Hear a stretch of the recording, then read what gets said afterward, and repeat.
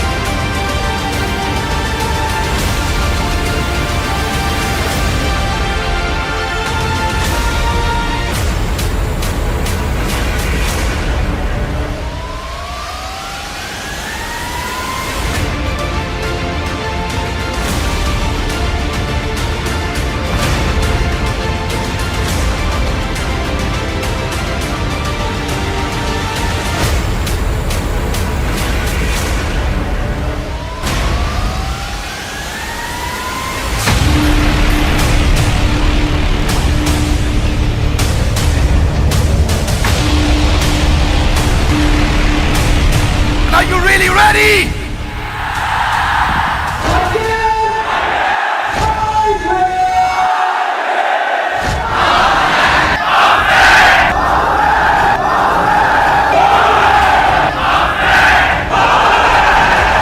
तो तैयार हैं आप दुनिया के सबसे बड़े वेबिनार में? आगे बढ़ने से पहले 3 बातें बताऊंगा और फिर शुरू करते हैं आज का 100 मिनट 21 स्ट्रैटेजी। पहला चीज, ये webinar most live viewers in YouTube live webinar है आर्ट ऑफ पेरेंटिंग का। ये दुनिया का सबसे बड़ा वेबिनार होने जा रहा है। ये एक अटेम्प्ट है वर्ल्ड रिकॉर्ड का with golden book of world records.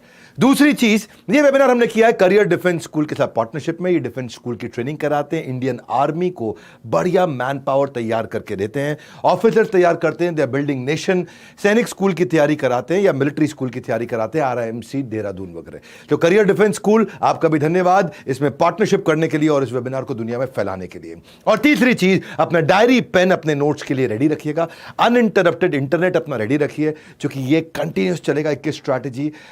ये मेरा 10वां वर्ल्ड रिकॉर्ड होने वाला है। कंफर्टेबल सीटिंग रखिए, मोबाइल चार्जर रखिए अपने पास और कुछ वाटर और कुछ लाइट स्नैक्स जरूर रखिए मंचिंग के लिए, ताकि आप कंटिन्यूस देख सकें और इंटरप्शन ना हो। 3 बातें, वर्ल्ड रिकॉर्ड, दूसरा करियर डिफेंस और तीसरा तैयारी करके बैठिए। तो शुरू करते हैं 21 स्ट्रैटेजी 100 मिनट्स। धन्यवाद।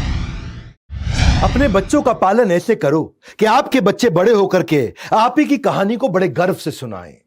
बच्चे क्या होते हैं? बच्चों के आंसू कड़वे होते हैं, उन्हें मीठा करना है। उनकी जिज्ञासा गहरी होती है, उसे शांत करना है। बच्चों का दुख बड़ा तीव्र होता है, उसे ले लेना है। बच्चों का दिल कोमल होता है, उसे कठोर नहीं बनाना। यह आयरॉनिकल हो जाता है, कई बार माता पिता गलती कर बैठते हैं। बचपन में उनको चलना बोलना खूब सिखाते हैं, चलो बोलो, और जब वो चलने बोलने लगता तो कहते हैं चुप बैठो। आज बात करेंगे पेरेंटिंग की। नमस्कार, विवेक बिंद्रा बोल रहा हूं, फाउंडर एंड CEO बड़ा बिजनेस.com। पेरेंटिंग का स्टाइल, उसकी फैमिली का टाइप और वैल्यूज अब बदल चुके हैं। पूरी तरह बदल चुके हैं और दुनिया का सबसे अच्छा पेरेंटिंग का वेबिनार, इससे ज्यादा क्वालिटी कंटेंट इस इंटरनेट यूनिवर्स पे कहीं भी अवेलेबल नहीं है। पहले ना जॉइंट फैमिलीज होती थी, अब न्यूक्लियर फैमिली है। पहले एक आदमी के 4-5 बच्चे होते थे, अब 1 या 2 होते हैं। पहले सब साथ बैठकर खाना खाते थे, अब अपने कमरों में खाना खाते हैं। आज के वेबिनार में मैं बदलते हुए समाज में वो 21 स्ट्रैटेजी देने वाला हूं जो सारी गेम चेंज कर देंगी। पेरेंटिंग पे इससे अच्छा वेबिनार इतिहास में ना कभी कभी हुआ था और आसानी से भविष्य में नहीं होगा। ये मेरा अहंकार नहीं है, ये आपका मेरे लिए प्यार है। आपका प्यार वर्सेस अहंकार। पहली स्ट्रैटेजी से शुरू करते हैं। कनेक्शन, करेक्शन, कनेक्शन, इसका तराजू क्या होता है? कनेक्शन होना चाहिए पहले, बाद में करेक्शन होना चाहिए। हर चाइल्ड के पास एक कप होता है, उस कप को बोलते हैं उसका इमोशनल कप। और हर एक का इमोशनल कप किसी बच्चे का खाली होता है, किसी बच्चे का भरा होता है। क्या होता है इमोशनल कप? समझ में नहीं आ रहा? इमोशनल कप के अंदर ना कुछ चीजें भरी होती हैं, जैसे प्रेम, अफेक्शन, सिक्योरिटी, अटेंशन। एक अगर जो बढ़िया कप होता है बच्चे का, जो बच्चा बड़ा स्टेबल, सेटिस्फाइड, मोटिवेटेड रहता है, ये वो बच्चा होता है जिसको friendship, quality time, love, affection, उसको प्रेज, अप्रिसिएशन, उसको ये वाला जो कप है, ये बहुत बढ़िया कप होता है। कई बार क्या करते हैं हम लोग, पॉजिटिव टच से कप को अच्छा करते हैं, पर कभी कभार कुछ चीजों से कप खाली हो जाता है। और खाली किसका कप होता है? किस बच्चे का? आपने कुछ बच्चे देखे होंगे लोनली, फेलियर की भावना, उनको कंपेयर और क्रिटिसाइज किया जाता है, अब्यूज किया जाता है, निग्लेक्ट किया जाता है, ह्यूमिलिएट किया जाता है, गाली बका जाता है। ये तराजू है दोनों। खाली कप, भरा कप, देखो वजन किस तरफ ज्यादा है। कप खाली तो नहीं आपके बच्चे का, अगर आपके बच्चे का कप खाली हुआ ना, और अगर वो लोनली फील किया, और अगर वो फेलियर फील किया, एब्यूज्ड फील किया, तो वो क्या करेगा? अपना कप जबरदस्ती इधर उधर से जाके भरेगा। और कैसे भरेगा? दूसरों के क्रेडिट को लेने की कोशिश करेगा, मैंने किया था ये। जो सफल है उससे जेलस हो जाएगा, जो जिसको सफलता मिल रही है उससे मिसबिहेव करेगा, टेंशन लेने के लिए मैनिपुलेट करेगा, झूठ बोलेगा। ऐसे समझो, आपने आइसबर्ग देखा ना, आइसबर्ग, असलियत आइसबर्ग से समझो आप। आइसबर्ग में बर्फ के नीचे, पानी में, समुद्र के नीचे बर्फ और ऊपर बर्फ। जो नीचे है वो होती है 80%, 82%, ऊपर होती है 18%, थोड़ी सी बर्फ। जो बच्चे का व्यवहार है वो ऊपर दिखता है आपको, लेकिन उसके अंदर मन में जो नहीं दिख रहा वो बहुत कुछ है। आइसबर्ग समुद्र में ऐसे ही होता है, जो नहीं दिख रहा होता पता नहीं चलता बड़ा कितना है। ऐसे ही बच्चे की जिंदगी में अंदर बहुत कुछ चल रहा है जो आपको पता नहीं चलता। बच्चा बोल नहीं पाता, कहता नहीं है, आपको अपना नहीं मानता है, वो आपका अपना होते हुए भी आपको अपना नहीं मानता है। जो अंदर की फीलिंग और बाहर का बिहेवियर दिखता है, फीलिंग दिखती नहीं। उसका सैडनेस, उसकी अनवांटेड होने की फीलिंग, उसका अनइन्वॉल्व, होपलेस होना, नर्वस होना, अनइन्वॉल्व होना, एम्बैरेस्ड होना, अनश्योर होना, डिस्ट्रेस रहना, ये सारी फीलिंग है। बिहेवियर क्या होते हैं? गुस्सा, स्क्रीमिंग, चिल्लाना, भाग रहा है इधर उधर, सुन नहीं रहा, टॉलरेट नहीं कर रहा, कंट्रोल नहीं है, छुपता है, रोता है, झूठ बोलता है, ये बिहेवियर है। आप इन्हें कंट्रोल कर रहे हैं, लेकिन अंदर क्या भावना है?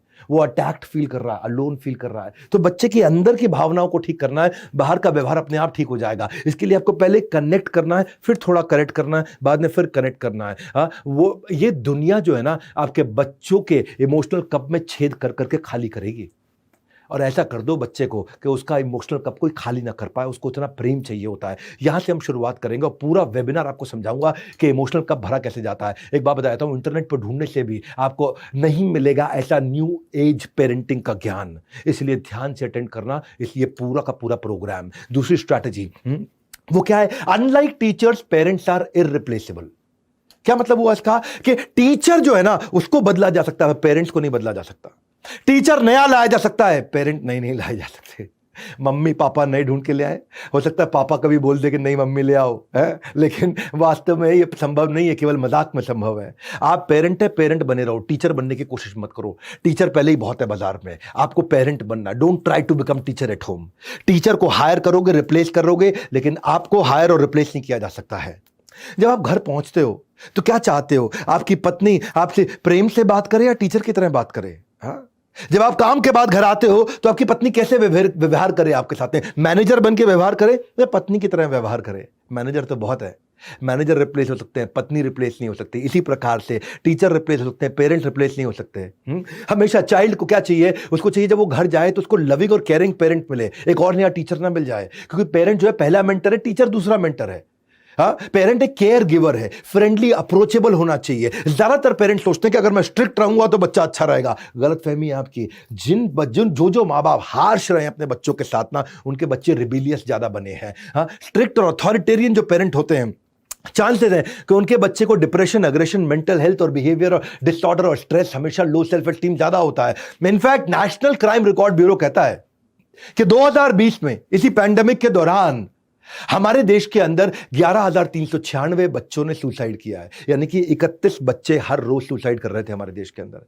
इसका अर्थ क्या हुआ? हर घंटे में एक से ज्यादा बच्चा सुसाइड कर रहा था हमारे देश के अंदर। और सबसे बड़ा कारण था पेरेंटल प्रेशर, वो लीडिंग कॉज था। मैदान में हारा हुआ इंसान तो जीत सकता है, लेकिन एक बार मन से हार गया ना, वो कभी नहीं जीत सकता। तो आपका बच्चा मन से जीते। आपने वो सुमित की कहानी सुनी, सारे अखबारों में छपी थी सुमित की कहानी। इसके माँ बाप दोनों मेडिकल कॉलेज में प्रोफेसर थे और चाहते थे कि हमारा बेटा एम्स से प्रोफेसर बने, एम्स का डॉक्टर बने, एम्स का डॉक्टर बने, एम्स का डॉक्टर बने। क्या हुआ सुमित के साथ? हाँ, उनके पेरेंट्स का helpful encouragement versus harmful pressure, इन दोनों में डिफरेंशिएट नहीं कर पाए। वो हेल्पफुल एनकरेजमेंट नहीं, वो हार्मफुल प्रेशर हो गया सुमित के ऊपर। सुमित डिरेल कर गया, हर रोज सुबह उठता था, प्रेशर के साथ उठता था। हाँ, और वो उसके पोटेंशियल को खत्म कर बैठा, डिप्रेशन में चला गया। और क्या हुआ? वो हार गया, इसके आगे सुसाइड कर गया। WHO कह रहा है हर 4 में से एक बच्चा 13, 14, 15 साल की उम्र का डिप्रेस्ड है हमारे देश में। तो ये एकेडमिक पोटेंशियल प्रेशर जो है ना, ये हर घंटे बच्चे को सुसाइड करने पे मजबूर करता है। हाँ, तो बच्चे को लव एंड सपोर्ट चाहिए। आप तो टीचर मत बनो, आप उसको ये मत करो कि मैं सपोर्ट देता हूं, सपोर्ट दो। बोलो मत, सुनाओ मत, सपोर्ट दो। Don't say support, give support. Trust important है, वरना बच्चे जो है ना ऐसे पेरेंट्स को रिजेक्ट करते हैं जो अनएम्पैथेटिक होते हैं। अनएम्पैथेटिक मतलब जो बच्चे की तरफ से कभी सोचते ही नहीं। उसमें क्या होता है? अनएम्पैथेटिक पेरेंट, जो बच्चे को अपने लिए बोलने नहीं देते, जो बच्चे की नीड और वांट में डिफरेंशिएट नहीं कर पाते, जो बच्चे को अच्छी चीज पर रिवॉर्ड नहीं करते और खराब चीज पर पनिशमेंट तुरंत दे देते हैं। बच्चे को आप मॉनिटर करना है, उसको निवाला सोने का दो और नजर चील की रखो। क्या बोलता हूं मैं, बढ़िया। निवाला सोने का दो और नजर चील की रखो, यानी कि सारा प्रेम दो पर ध्यान से चील की तरह देखते भी रहो उस पर। हाँ, नहीं तो बच्चे आज ऐसा हो जाता है कि वो खुद को भी मार सकता है और आपको भी मार सकता है। ग्रेटर नोएडा की वो कहानी सोसाइटी में आपको पता है, जो बच्चे को बाद में इंदौर से ढूंढ के पकड़ा गया था। क्या हुआ था ग्रेटर नोएडा की वो सोसाइटी में? वो उसकी माँ सारा दिन उसको किच किच किच किच किच किच किच किच करती रहती थी और माँ और बहन दोनों का मर्डर करके रात भाग गया था वो। बच्चे बड़ों की बात सुनने में हमेशा अच्छे नहीं होते, लेकिन उन्हें कॉपी करने में अच्छे होते हैं। आप गुस्सा दिखाएंगे तो वो भी गुस्सा आएगा, अगर आप फोर्स यूज करेंगे तो वो फोर्स यूज करना सीखेगा, आप चिल्लाएंगे तो वो चिल्लाना सीखेगा। इसका मतलब क्या है कि बच्चों के साथ हमेशा सारी बात उनकी मानते रहो? नहीं, ये नहीं कह रहा। इसके बाद जो है वो अगले पॉइंट में बताता हूं, पर सुन लो मेरी बात। भूख प्यास सब मिट जाती है जब होती है बच्चों के हित की बात। बस वही करूंगा आज आपके साथ। इस वीडियो को पूरा देखना। 21 स्ट्रैटेजी दे रहा हूं, मैं तीसरी पे आ चुका हूं। मैं अपने बच्चों को वही दूंगा, वो सब कुछ दूंगा जो मुझे नहीं मिला। सुना अपनी बात? मैं अपने बच्चों को वो सब कुछ दूंगा जो मुझे नहीं मिला आज तक। बोलते हैं लोग, नहीं बोलते? हर माँ बाप को मैंने देखा है, हर माँ बाप ये बोलते हैं कि अपने बच्चों को सारे सुख दूंगा जो मुझे नहीं मिले। ना ना ना, गलत है ये। इससे बच्चों का हैंडीकैप बना दोगे, उनकी लाइफ आसान करके। मैं नहीं कह रहा कि उनकी लाइफ आसान करो, उनको कंट्रोल्ड स्ट्रगल दो। हाँ, छोटे छोटे स्ट्रगल दो उनको। उसकी हर डिमांड को ऐसे ही पूरा मत करो, कंट्रोल स्ट्रगल में लेके जाओ उसको। जो मांगे वो तुरंत नहीं देते हैं। अगर जो मांगे तुरंत हर बार दे दिया तो फिर तो बॉसी हो जाएगा, इनटॉलरेंट हो जाएगा, मटेरियलिस्टिक हो जाएगा। इसलिए आप बच्चे रिस्पॉन्सिबिलिटी ले, उसके बाद आप उन्हें फैसिलिटी दे।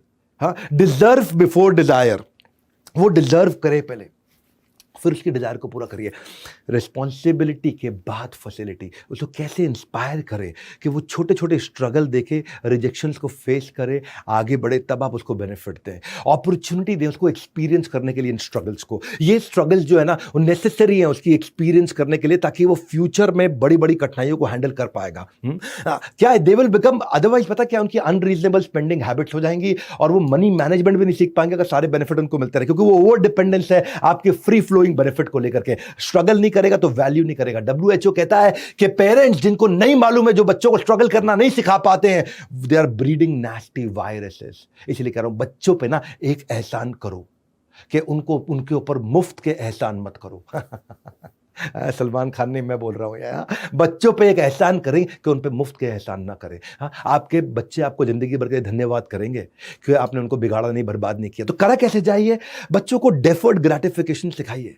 क्या मतलब होता है इसका? हाँ, अगर उन्हें कुछ चाहिए तो ऐसा कुछ करिए कि उसको अर्न कर सकें। उनको एज अप्रोप्रिएट, उनकी उम्र के हिसाब की कुछ एक्टिविटी दे दें। हाँ, अगर आपको बच्चा कहता है मुझे वीडियो गेम खेलना है, उसके लिए 1,000 रुपए जमा करा दो, तो उसको बोलो ये वीडियो गेम किस कंपनी ने बनाई है, कैसे इतना कमा रही है, इसके बारे में रिसर्च करो, उसके बारे में समझो। वीडियो गेम खेलने के इंटरनेट के मुझे 10 नुकसान बताओ।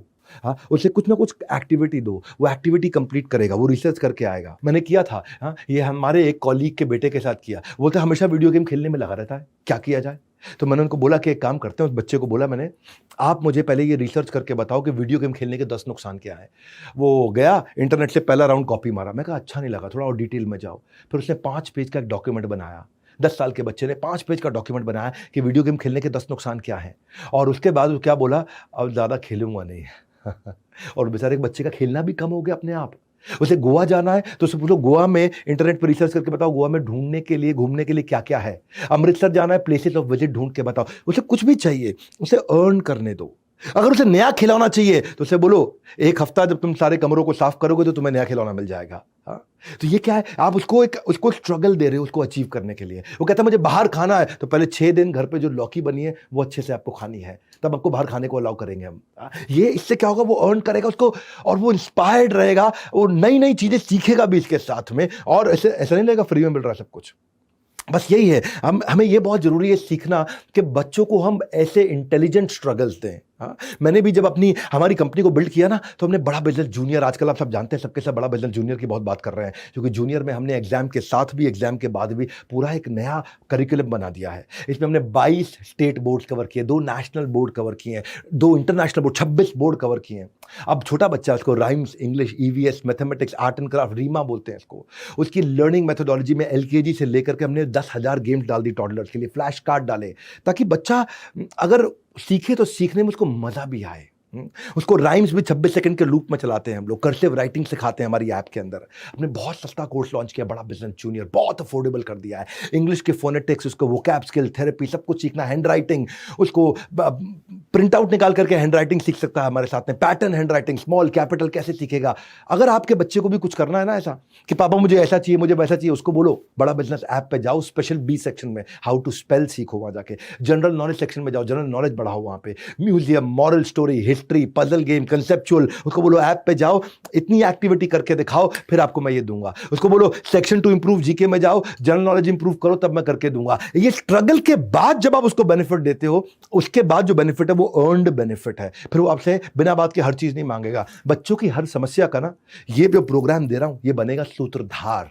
आगे बढ़ते हैं और समझते हैं टिप नंबर 4। टिप नंबर 4 क्या है? मक्खी मम्मी वर्सेस मधुमक्खी मम्मी है जी। ये 2 तरह की मम्मी होती है, मक्खी मम्मी और मधुमक्खी मम्मी। ये कौन सी होती है जी? मक्खी मम्मी ये वो है जो, मक्खी क्या करती है, हाँ, पूरे के पूरे बगीचे में मल मूत्र को ढूंढ के उस पर बैठ जाती है। मधुमक्खी पूरे बगीचे में फल और फूल ढूंढ करके उस पर जाके बैठ जाती है। कई मम्मियाँ ऐसी होती हैं जो हर समय बच्चों की कमियों को ढूंढ के उस पर बैठी रहती हैं, और कई मम्मियाँ होती हैं जो बच्चों की अच्छाइयों को, ताकत को ढूंढ के उसकी बात करती हैं।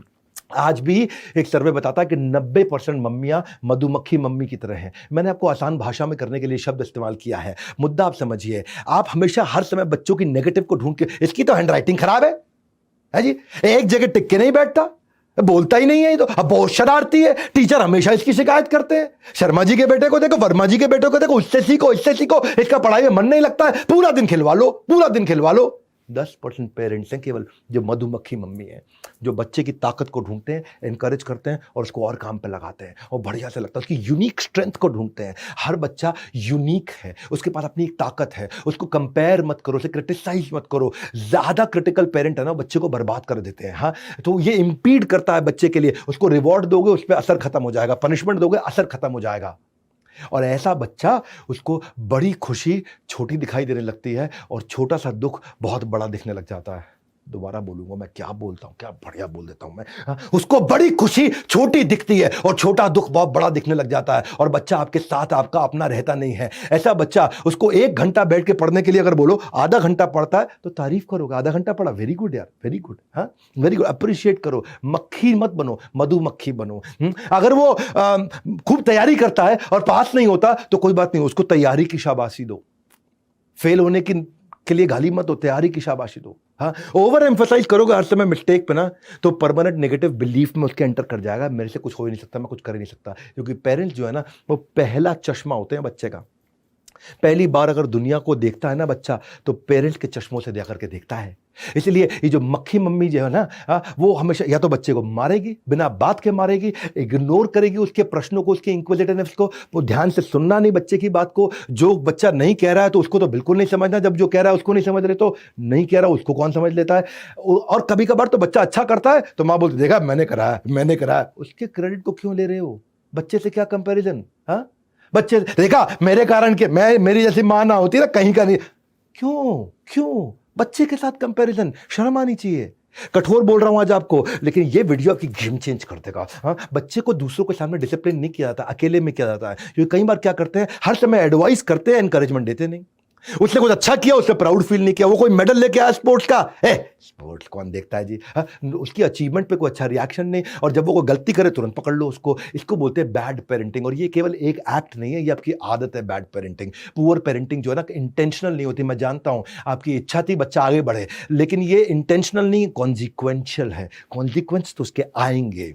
आप गलती से गलत पेरेंटिंग करो, जानबूझ के गलत पेरेंटिंग करो, नुकसान तो होगा ही होगा। आप badly parented child is a lost child. इसीलिए जब आप टीनेजर्स को जब हैंडल करते हो ना, आपने सुना होगा बच्चे वो कैसे हैं, जानते हैं आप वो क्या बोलते हैं आपके पीछे से? आपको पता नहीं है, वो आपके पीछे से बोलते हैं मेरे पेरेंट्स अच्छे नहीं है। वो इसके पेरेंट्स ज़्यादा प्यार करते हैं अपने बच्चे को। हमारे पेरेंट्स ने हमारे लिए किया ही क्या है आज तक। काश मैं किसी और के घर पैदा हुआ होता। आपसे ज़्यादा नैरो माइंडेड पेरेंट्स नहीं हो सकते किसी के, वो ऐसा भी बोल देते हैं। इसलिए मधुमक्खी मम्मी बनने के लिए पेरेंट्स जो है सीईओ होते हैं, चीफ एनकरेजिंग ऑफिसर। करेक्ट नहीं करना है, कनेक्ट करना है। Catch him doing right things, catch him doing right things. 3 बार और बोलूंगा, catch him doing right things. सही काम करे पकड़ो उसको, जैसे वो अच्छा काम करे उसको पकड़ो, catch him doing right things. उसने कुछ अच्छा किया वहां तारीफ करो, catch him doing right things. Compare, complain, criticise नहीं, रिकॉग्नाइज, रिफॉर्म, रेक्टिफाई। उनको आइडेंटिफाई करने में मदद करो कि उसकी ताकत क्या है। उसको इंस्पायर करो कि अपनी हॉबीज को परस्यू करे। इन्वॉल्विंग पेरेंट बनो, इन्फॉर्मिंग पेरेंट मत बनो हर समय। उसके सही थॉट प्रोसेस को प्रेज करो, प्रेज करो। पब्लिक में उसकी तारीफ होती है, अकेले में उसको गाली दी जाती है, डांटा थोड़ा बहुत जाता है तो रिप्रिमांड। और कभी डांटा जाए बिना कारण के, वो कभी मत कर देना भैया। हाँ, याद रखो, actions that are appreciated gets repeated. जिस व्यवहार पे दोगे पुरस्कार उसी को दोहराएगा बार बार। अपने बच्चों का पालन ऐसे करो कि आपके बच्चे आगे चल के अपने खुद के बच्चों को आपकी कहानी सुनाएं, बड़े गर्व से सुनाएं। याद रखना, ये कंटेंट है खाली सोना, अगर छूट गया तो पड़ेगा आपको रोना। चलते हैं 5वीं स्ट्रैटेजी पे, personal position versus shared position. ये क्या है 5वां point, personal position versus shared position. इसको ऐसे समझते हैं कि जो पुराना ट्रेंड होता था ना, वहां पे कपड़े शेयर करना, खिलौने शेयर करना, किताबें शेयर करना। ये किताब कोई मांग के ले जाता था, घर से आकर के पढ़ते थे, चॉकलेट भी आती थी, सब मिलके खाते थे। लेकिन नया ट्रेंड क्या है आजकल के शहरों के माँ बाप? क्या है, ये सोनू का है, ये मोनू का है, तू अपने पास रख, तू अपने पास रख। हाँ, सबका अलग अलग ला देते हैं। तू अपना खा, तू अपना खा, दोनों अपने अपने खिलौने से खेलो। ये तेरी टी शर्ट, या तेरी टी शर्ट। यहां गड़बड़ हो जाता है, क्योंकि अब उसको आदत पड़ने लग जाता है। क्योंकि आजकल के जो माँ बाप हैं शहरों के, उनको लगता है चिक चिक से बचो, आपस में लड़ेंगे, इससे अच्छा दोनों का एक एक ला दो, ने तेरा ये तेरा, अब कोई बहस नहीं चाहिए हमारे को। चिक चिक, उनको चिक चिक नहीं चाहिए। इस चक्कर में, अपने कंफर्ट के चक्कर में, वो बच्चे को एक दूसरे के साथ शेयर करना सिखाना भूल गए हैं।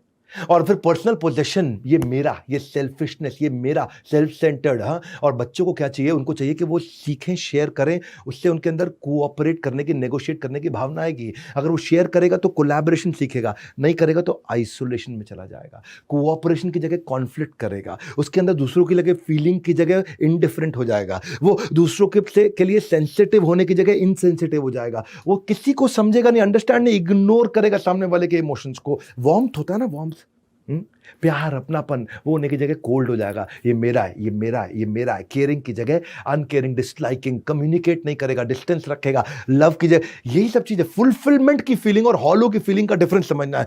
शेयरिंग ऑफ द टॉय जो होता है, वो अपने आप नेचुरली तो बच्चे में आएगा नहीं। नेचुरली बच्चा शेयर नहीं करता, उसको सिखाना पड़ता है धीरे धीरे।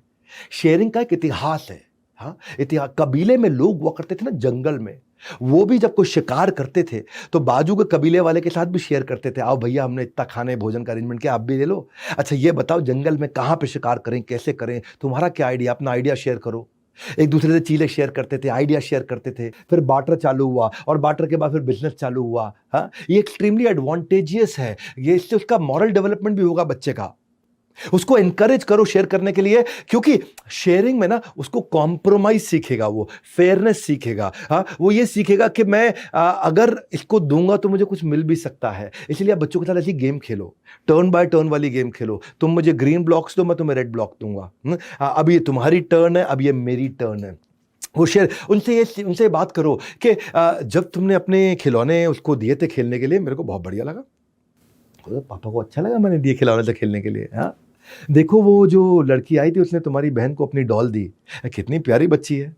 हाँ, देखो तुम्हारी बहन ने तुम्हारे को दिया, कितनी प्यारी। ये जब आप ऐसे उसको एग्जाम्पल्स दोगे ना, बच्चे को धीरे धीरे ट्रेन करोगे, उनको प्रेज और अटेंशन दोगे इस बात पे, जब वो अच्छा करेंगे। I like the way you let Aryan play with your train. आपने आर्यन को अपनी ट्रेन के साथ खेलने दिया, अच्छा लगा मुझे देख करके, क्या बात है। हाँ, और जब आप और अगर कोई ले भी जाता है खिलौना आपके बेटे से, तो उसे बोलो टेम्पररी है, आ जाएगा वापस, परमानेंट जिंदगी भर के लिए नहीं चला गया है। ऐसे सिखाओ उसको धीरे धीरे। नहीं सिखाओगे तो नहीं सीखेगा, सिखाओगे तो सीखेगा। पर आपका क्या है, शॉर्टकट, ये तेरा ले ले, अलग अलग कर ले। हाँ, ये गलत सिस्टम चालू कर दिया है। अगर आपका बच्चा शेयर नहीं भी करना चाहता है तो घबराइए मत। ऐसे शुरू करिए, जो वो बिल्कुल इस्तेमाल नहीं करता वो शेयर कराना शुरू कर दीजिए। जो वो बिल्कुल यूज नहीं कर, बेबी स्टेप लो ना। वो कहता है मेरा जन्मदिन है, नया गिफ्ट चाहिए मेरे को, तो उसको बोलो जो पुराने गिफ्ट हैं, जब वो गरीब बच्चों को बांट दोगे, जिनसे आप नहीं खेलते, खिलौनों से, कपड़ों से, चप्पल से, किताबों से, जो नहीं पढ़ते, वो जब बांट दोगे तो नया मिल जाएगा। तो उसके मन में फीलिंग आएगा, हाँ, जन्मदिन वाले दिन पापा मुझे ऑर्फन हाउस लेके जाएंगे, अनाथालय, वहां जाके मैं अपने पुराने खिलौने, सारे पुराने कपड़े पहले बांटूंगा, फिर मुझे नहीं मिलेंगे। तो उसको बांटने की फीलिंग कम से कम यहां से शुरू करो, जो वो इस्तेमाल नहीं कर रहा वो बांटे। क्योंकि किड्स जब ये शेयर करते हैं ना, तो उनके एम्पैथी आती है उनके अंदर, और वो डीपर कनेक्शन बिल्ड कर पाते हैं जिंदगी भर के लिए। हमें इस बात की चिंता हमेशा करते हैं कि हमारा बच्चा बड़ा होकर के क्या बनेगा, लेकिन हम ये भूल जाते हैं कि वही बनेगा जैसे हम उसकी आज परवरिश कर रहे हैं। हाँ, माँ बाप की नैतिकता की परख इसी बात से होती है कि बच्चे उनके साथ बुढ़ापे में क्या करने वाले हैं। और एक बात सुन लो भैया, आया हूं फिर से लेकर आपके काम की बात, ध्यान से सुनना, अंत तक बने रहना मेरे साथ। ये एक स्ट्रैटेजी कहीं नहीं मिलेगी, छठी strategy. With every deed you are sowing a seed. हर कार्य जो आप कर रहे हो, आप कोई ना कोई बीज बो रहे हो। ये प्रकृति का नियम है, नीम का बीज बोने से आम का फल निकल नहीं सकता है। आप नीम का बीज डालोगे, आम का पेड़ निकल आएगा, ये हो नहीं सकता है। जैसा बीज बोगे वैसा काटोगे। बाइबल भी कहती है, हुएवर सोज इनजस्टिस reaps calamity। हाँ, तबाही लेकर के आएगा वो। those who plant injustice will harvest disaster। Bible भी बोल रही है। प्रकृति का नियम है, डालो नीम का बीज और आम का इंतजार करते रहो, तुम्हारी सारी पुश्तें मर जाएंगी, आम नहीं आएगा। कड़वा बोल रहा हूं, लेकिन अगर आपका बेटा झूठ बोल रहा है ना, तो चांसेस है कि आपने उसकी पुरानी गलतियों पे इतना रिएक्ट किया कि वो आज आपको सच नहीं बोलना चाहता है।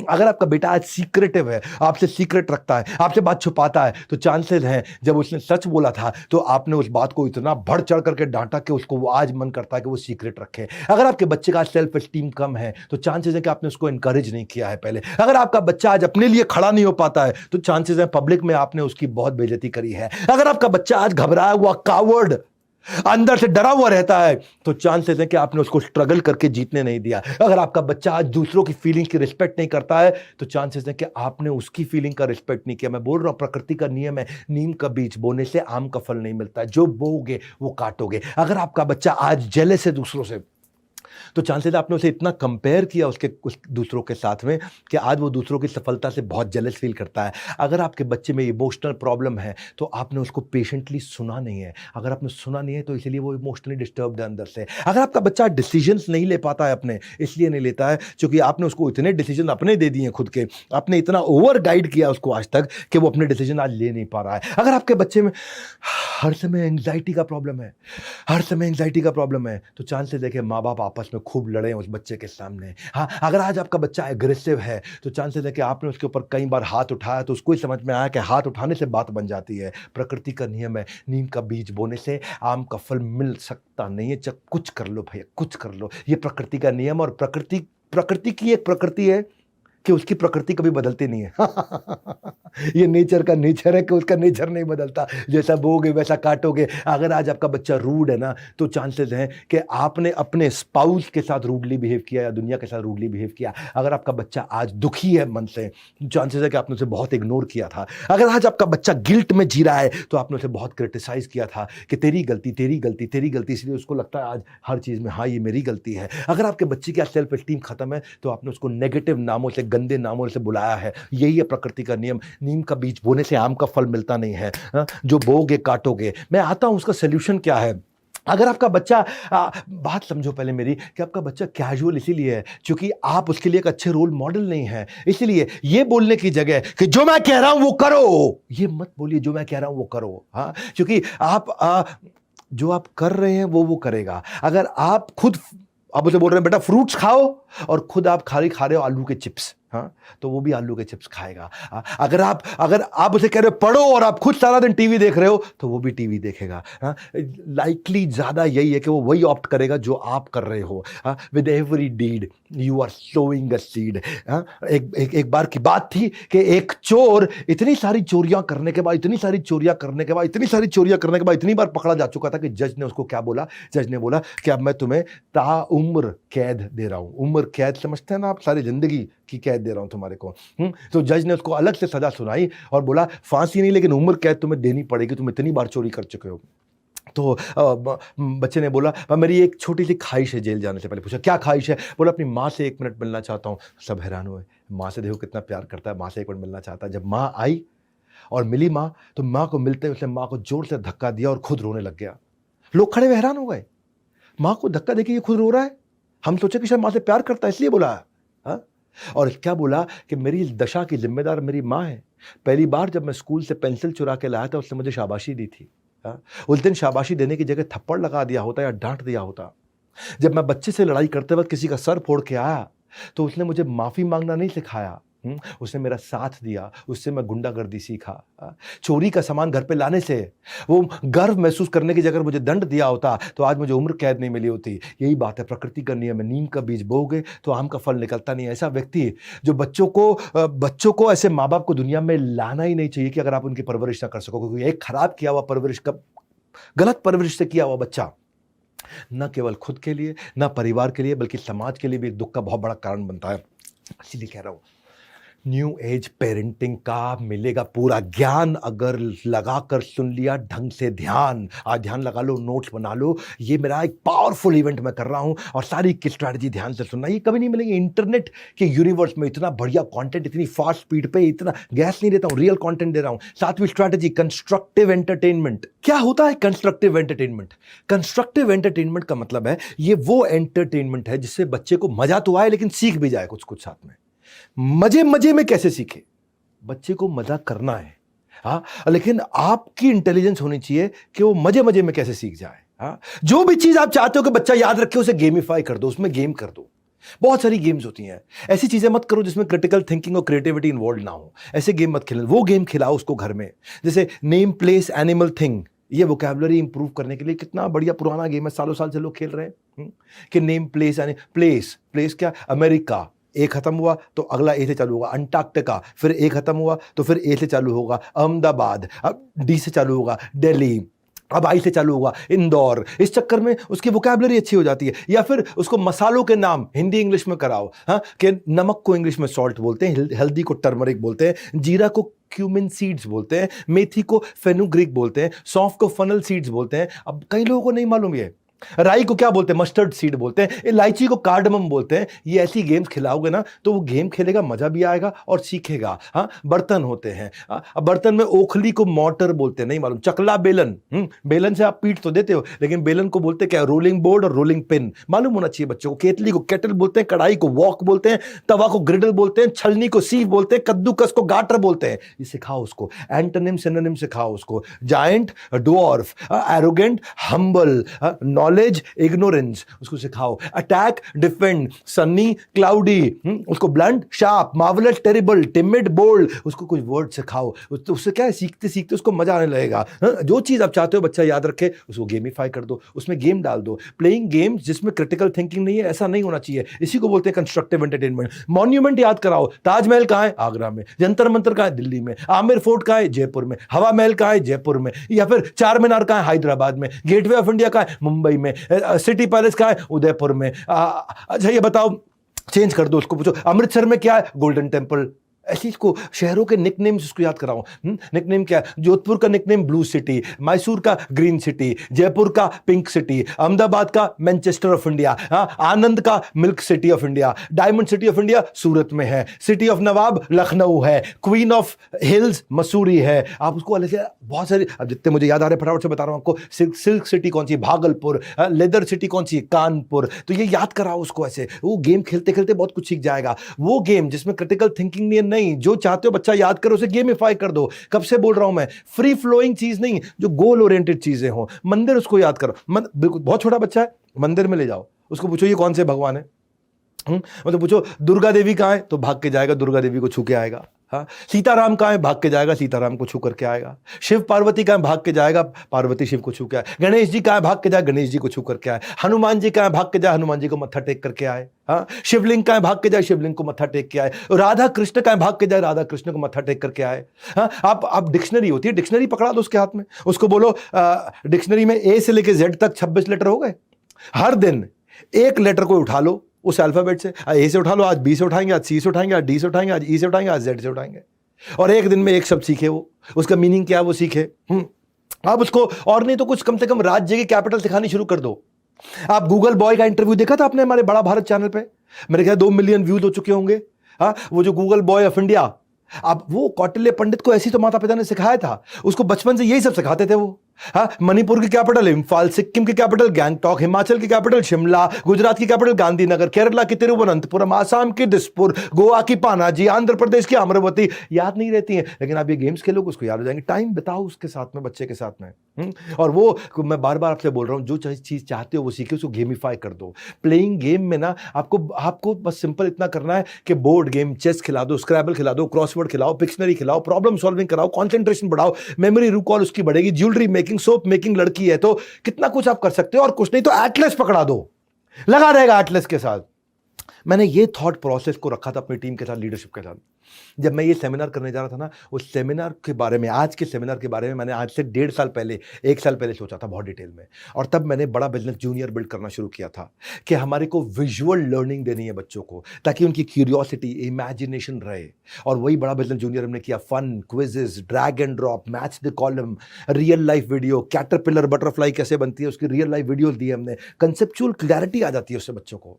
अगर सिविक्स भी सिखानी है उसको, रीजनल कल्चरल डाइवर्सिटी को विजुअली सिखाया हमने बड़ा बिजनेस जूनियर के अंदर। Academics, 21st century skill, entrepreneurial skill सिखाएं, एग्जाम के साथ भी, एग्जाम के बाद भी। यानी कि एकेडमिक स्कोर और पर्सनालिटी स्कोर। हमने सिस्टम ऐसा बनाया, माइक्रो लर्निंग की है। 3 घंटे की पढ़ाई 30 मिनट में बच्चा कैसे कर ले। जो 3 घंटे किताब से पढ़ेगा वो 30 मिनट में हमारी ऐप पे आके पढ़ लेता है स्कूल की पढ़ाई, चाहे वो दूसरी क्लास, 5वीं क्लास, 8वीं क्लास, 12वीं क्लास, किसी भी क्लास में पढ़ता हो। एड फ्री प्लेटफॉर्म है, कोई एडवर्टीजमेंट बीच में आएगा नहीं, कुछ और है नहीं, तो आपको वीडियो ढूंढने में कोई दिक्कत नहीं, आपका टाइम सेव होता है। हमने एग्जाम के बाद भी, हमारी सबसे बड़ी स्ट्रेंथ है, बड़ा बिजनेस है ना, आपके बिजनेस में आपके बच्चे को बचपन से एंटरप्रेन्योरशिप और कॉर्पोरेट लीडरशिप सिखा देते हैं कि एंटरप्रेन्योरशिप क्या होती है, आइडिया जनरेशन कैसे होता है, गोल सेटिंग कैसे करते हैं, स्ट्रेंथ और वीकनेस कैसे ढूंढते हैं, इमेजिनेशन, इनोवेशन कैसे आएगा। हमने केवल 7,999 रुपए साल की फीस रखी है, 8,000 रुपए से कम, 7,999 रुपए पूरे साल की फीस रखी है। इनॉग्रल ऑफर है, इसका प्राइस बढ़ेगा आगे। हमने concept of saving and spending बच्चे को सिखाया, स्टोरी टेलिंग सिखाया, जिंगल, लोगो, कलर, स्टाइल क्या होते हैं, ये ब्रांड कैसे बनाओगे कल को अपनी लाइफ में जब बिजनेस बिल्ड करोगे, टेक्नोलॉजी, कोडिंग कैसे सीखोगे, प्रोडक्ट की जर्नी कैसे बनाओगे, यूआई यूएक्स कैसे तैयार करोगे, मिनिमम वायबल प्रोडक्ट कैसे तैयार करोगे। ये मैं बोल रहा हूं आपको कि अगर छोड़ दिया बीच में मेरा साथ तो कैसे बनेगी आपकी बात। ये बड़ा बिजनेस जूनियर, ये पेड प्रोडक्ट है हमारा 7,999 का। फिलहाल उसकी बाद में करूंगा, पहले भी 8वीं स्ट्रैटेजी पे आता हूं, change in behaviour versus change in belief. जो बच्चा बिहेव करता है आप उसको बदलना चाहते हो, ये बदलना है, ये नहीं बदलना जो वो कर रहा है, ये बदलना, इधर इधर इधर। ये बदल गया ना तो ये बदल जाएगा, ये अपने आप बदल जाएगा। सुनो सुनो सुनो, सबको चाहिए रिजल्ट, रिजल्ट के पीछे होता है डूइंग, डूइंग के पीछे होता है बीइंग। हाँ, रिजल्ट तब बदलेगा जब डूइंग बदलेगा, और डूइंग तब बदलेगा जब बीइंग बदलेगा। ये बोल रहा हूं, बिलीफ से बनता है बिहेवियर। हाँ, आपको हाथी की वो कहानी पता है ना, क्या हाथी को मोटी मोटी चेन से बांध के रखते हैं पहले, और बाद में उस हाथी को कुछ साल के बाद उसको जूट की पतली रस्सी से बांध के छोड़ देते हैं खूंटे पे। पांव हल्का सा खींचेगा, रस्सी तोड़ देगा, लेकिन हाथी जिंदगी भर वो रस्सी छोड़ के जाता नहीं है कहीं, क्योंकि उसका बिलीफ बन जाता है कि ये रस्सी अब मुझसे टूटेगी नहीं, हाथी से टूटेगी नहीं, अरे ऐसी ऐसी तो सैकड़ों रस्सियाँ रोज तोड़े वो, हर मिनट में तोड़े, लेकिन वो हाथी तोड़ता नहीं है क्योंकि उसका बिलीफ बदल जाता है। ऐसे ही बच्चे का बिलीफ बदलना है, बिहेवियर नहीं बदलना है। हाँ, वो कैसे सोचे ये बदलना है। उसको सॉरी बुलवाना नहीं है, उसको सॉरी सुचवाना है, वो सोचे। उसको थैंक यू ज़बरदस्ती बुलवाना नहीं है, उसको थैंक यू सोचने लायक बनाना है, तो बोल तो वो अपने आप देगा। जो शराबी होता है ना, शराबी को कितना मर्जी रोक लो, बाथरूम में जाकर के शराब पी लेगा, कहीं भी पी लेगा, सीक्रेटली पिएगा, अकेले पिएगा, क्योंकि उसको आप ऐसे ही आपको बिलीफ बदलना है, बिहेवियर को नहीं रोकना है। बैड बिहेवियर को क्रिटिसाइज करने से बात नहीं बनेगी। सुबह जल्दी क्यों नहीं उठते? तुम बिल्कुल सुबह जल्दी नहीं उठते, घटिया बच्चा हो, तुम पलट के जवाब देते हो, अंकल से ठीक से बात नहीं कर रही, तुम टीवी बहुत देखते हो, तुम तो ऐसे हो, तुम तो वैसे। इस सबसे बात नहीं बनेगी। बात ये यहां से बदल दो तो ये अपने आप बदल जाएगा। हाँ, फोकस ये है कि हम आइडेंटिफाई करें कि कैसे बिलीफ को बदला जाए। उसके लिए उसका मोबाइल छीन लो, टीवी का रिमोट छीन लो, ये अपने बिहेवियर बदला। बिहेवियर नहीं बदलना है, बिलीफ बदलना है। कब से कह रहा हूं मैं आपको। हाँ, आप उसको नेगेटिव पनिशमेंट मत दो, पॉजिटिव पनिशमेंट दो। मैं बताऊंगा उसके बारे में, वो आपको पॉजिटिव रिजल्ट कैसे देता है। हाँ, आप देखो, आप अगर वो, अब देखो क्या हैबिट है उसकी, बहुत ज्यादा टीवी देखता है, बहुत ज्यादा वीडियो गेम खेलता है, बिल्कुल पलट के उल्टा जवाब देता है आपको। या बहुत क्लेप्टोमीनिया समझते हैं? बिना बात के चोरी करना, छोटी छोटी चोरी करना, अनकंट्रोल डिजायर ऑफ स्टीलिंग, कहीं से भी कुछ भी उठा के चोरी कर लेना, unsocial, anti social, abusive, compulsive lying, bully, ये सब जो कमियां है उसके अंदर, ये बिहेवियर हैं। इनको नहीं आप बदल सकते, आपको यहां से बदलना पड़ेगा बच्चे को। जब आप उसको धीरे धीरे डीमेरिट बताओगे, इसके नुकसान समझाओगे, इन हैबिट्स को बदलोगे। आपको पता है 10 में से 6 लोग नॉनवेज तब छोड़ते हैं जब वो किसी स्लॉटर हाउस में जाकर के जानवर को अपने सामने कटते हुए देखते हैं। उसके बाद वो नॉनवेज नहीं खा पाते। हाँ, तो आपने उनका बिहेवियर नॉनवेज खाने का नहीं बदला, उनका बिलीफ बदला है। उनका बिलीफ बदला है, कितना तड़पाया गया है जानवर को मार खाने से पहले। जिसको तुम 2 मिनट के स्वाद के लिए खा रहे हो ना, उसकी जान हत्या कर दी गई है तुम्हारे 2 मिनट के स्वाद के लिए। और जब उसको तड़पते हुए, मरते हुए, खून बहते हुए उसको देखा जाता है ना, उस समय लगता है कि नहीं, मैं नहीं खाऊंगा अब। तो ये क्या, बिलीफ बदला तब बिहेवियर बदला है। उसका बच्चे का भी बिलीफ बदलना है। जो भी आपको उसका जो भी हैबिट है, उस हैबिट के पीछे का बिलीफ बदलना है। रातों रात रिजल्ट नहीं आएगा। ये नहीं कि मैं आज बिलीफ बदलता हूं, तेरा आप बैठ, तेरा ला 2 थप्पड़, तेरा बिलीफ बदलूं। नहीं नहीं नहीं भैया, ये रातों रात नहीं होता है। Go to the right source. Negative association से नेगेटिव बिलीफ बनाएं। आपने पॉजिटिव एसोसिएशन से पॉजिटिव बिलीफ बन सकता है। Positive source of association positivity बढ़ाएगा और उससे सक्सेस ऑटोमेशन होगा। Negative source of association negativity बढ़ाएगा, उससे फेलियर ऑटोमेशन होगा। आपको चाहिए सक्सेस ऑटोमेशन, ना कि फेलियर ऑटोमेशन। और ये कैसे होगा? एक्शन ओरिएंटेड एसोसिएशन लेकर के आइए। ऐसे लोगों से एसोसिएट कराइए जो सक्सेस की तरफ आगे बढ़ रहे हों। वो एसोसिएशन मिलना चाहिए उसको। एसोसिएशन के अरेंजमेंट्स करिए। वो कहाँ अच्छे लोगों से मिले, कैसे अच्छे लोगों के साथ बैठे, कैसे अच्छी किताब आपके साथ बैठ के पढ़े, कैसे अच्छी मूवी आपके साथ देखे, क्या अच्छी चीज़ सुनेगा वो, तब जाकर कुछ पैसा आएगा। आपके बच्चे जो है ना, आपको आपके मटीरियलिस्टिक पोजीशंस के लिए याद नहीं करेंगे। वो जिंदगी में आपने जो उनको वैल्यूज दी है ना, उसके लिए याद करेंगे। मैं उदाहरण देता हूं आपको। फॉर एग्जांपल, ग्रैटिट्यूड, धन्यवाद करना, ये भी एक बिलीफ है। आपने क्या अपना खाना खाने से पहले किसी और का खाना निकाला है? क्या आपने गाय की रोटी या कुत्ते की रोटी या कबूतर का दाना निकाला है कभी? आपने नहीं निकाला तो वो कहां से निकालेगा? तो ग्रैटिट्यूड जो है ना, एक कंप्लेन का यू टर्न होता है। आदमी जब धन्यवाद करने की प्रैक्टिस करना शुरू करता है, और जब बच्चा धन्यवाद करने की प्रैक्टिस करता है तो कनेक्टेड और लव्ड फील करता है। अब ये क्या बिलीफ है? आप उसके अंदर ये बिलीफ कैसे डालोगे? क्या तरीका है? ग्रैटिट्यूड बच्चे के अंदर अपने आप नहीं आता है, ये धीरे धीरे प्रैक्टिस कराया जाता है। हाँ, इससे इसके टॉक्सिक इमोशंस खत्म होते हैं। कम से कम आप पहले प्लीज और थैंक यू बोलना शुरू करिए, तब वो करेगा। अपॉर्चुनिटी ढूंढिए कि वो कैसे किसी गरीब बच्चे को बिस्किट खिलाए। अपॉर्चुनिटी ढूंढिए कि कैसे, अगर उसको गिफ्ट मिला है तो वो कैसे धन्यवाद करे। अपॉर्चुनिटी ढूंढिए कि वो हर चीज में अच्छाई को ढूंढे। उसको सिखाइए ये चीज, see things better than they are. कोई भी दुर्घटना हुई है, इसमें अच्छी चीज क्या सीख सकते हैं? उसके साथ, बच्चे के साथ कुछ बुरा हुआ है, इसमें अच्छा क्या ढूंढा जा सकता है? कैसे वो धन्यवाद। जब आप बच्चों को ये सिखाएंगे how to think, not what to think, अपने आप बात बदल जाएगी। उसके अंदर एक ग्रैटिट्यूड का रिचुअल आएगा। आप उसके साथ रात को सोने से पहले पूछिए, आज किन चीजों 3 बातों के लिए धन्यवाद करेंगे हम। आप 3 बातों के लिए धन्यवाद करिए, आपकी धर्मपत्नी 3 बातों के लिए धन्यवाद करेगी, आज के दिन में ये 3 चीज़ अच्छी हुई। फिर बच्चा भी कहेगा, आज के दिन में मेरे साथ भी 3 चीज़ें अच्छी हुई। बोले क्या, राहुल ने मेरे को आज अपनी गेम खिलाई, धन्यवाद किया उसने। छोटी चीज से शुरू करेगा वो। लेकिन आप सोने से पहले करना तो शुरू करिए। बच्चों को उपदेश नहीं, आदर्श चाहिए। उपदेशों की जरूरत नहीं, आदर्शों की जरूरत है। हर संडे मॉर्निंग उसको बोलिए कि कुछ अप्रिसिएशन किसी के बारे में लिखे हुआ। आज आप टीचर को, दोस्त को, पेरेंट्स को, किसी और को, किसी रिलेटिव को, घर में किसी सर्वेंट को, किसको धन्यवाद करेंगे? और हमने ना बेसिकली, मैं यही बिलीफ को बदलने में फोकस करता हूं। जब मैंने बीबी जूनियर बनाया ना, मैं अपने बारे में बताऊंगा आपको। मैं बीबी जूनियर जब बनाया, देखिए हम everything about entrepreneurship business coaching program कर ही रहे थे, लेकिन जब बच्चों के लिए करना था तो मैं चाहता था कि बच्चों के अंदर कम्युनिकेशन स्किल के बिलीफ कैसे आए। हाँ, 80% बच्चे जो है ना इंटरव्यू में रिजेक्ट पुअर कम्युनिकेशन के कारण होते हैं, तो वो कैसे बिल्ड करें, वो स्टेज को कैसे हैंडल करे बच्चा। हमने बीबी जूनियर में सिखाया ये सब चीज़ें। हाँ, इसको बोलते हैं एग्जाम के बाद भी वो एक फर्स्ट इंप्रेशन कैसे बिल्ड करे।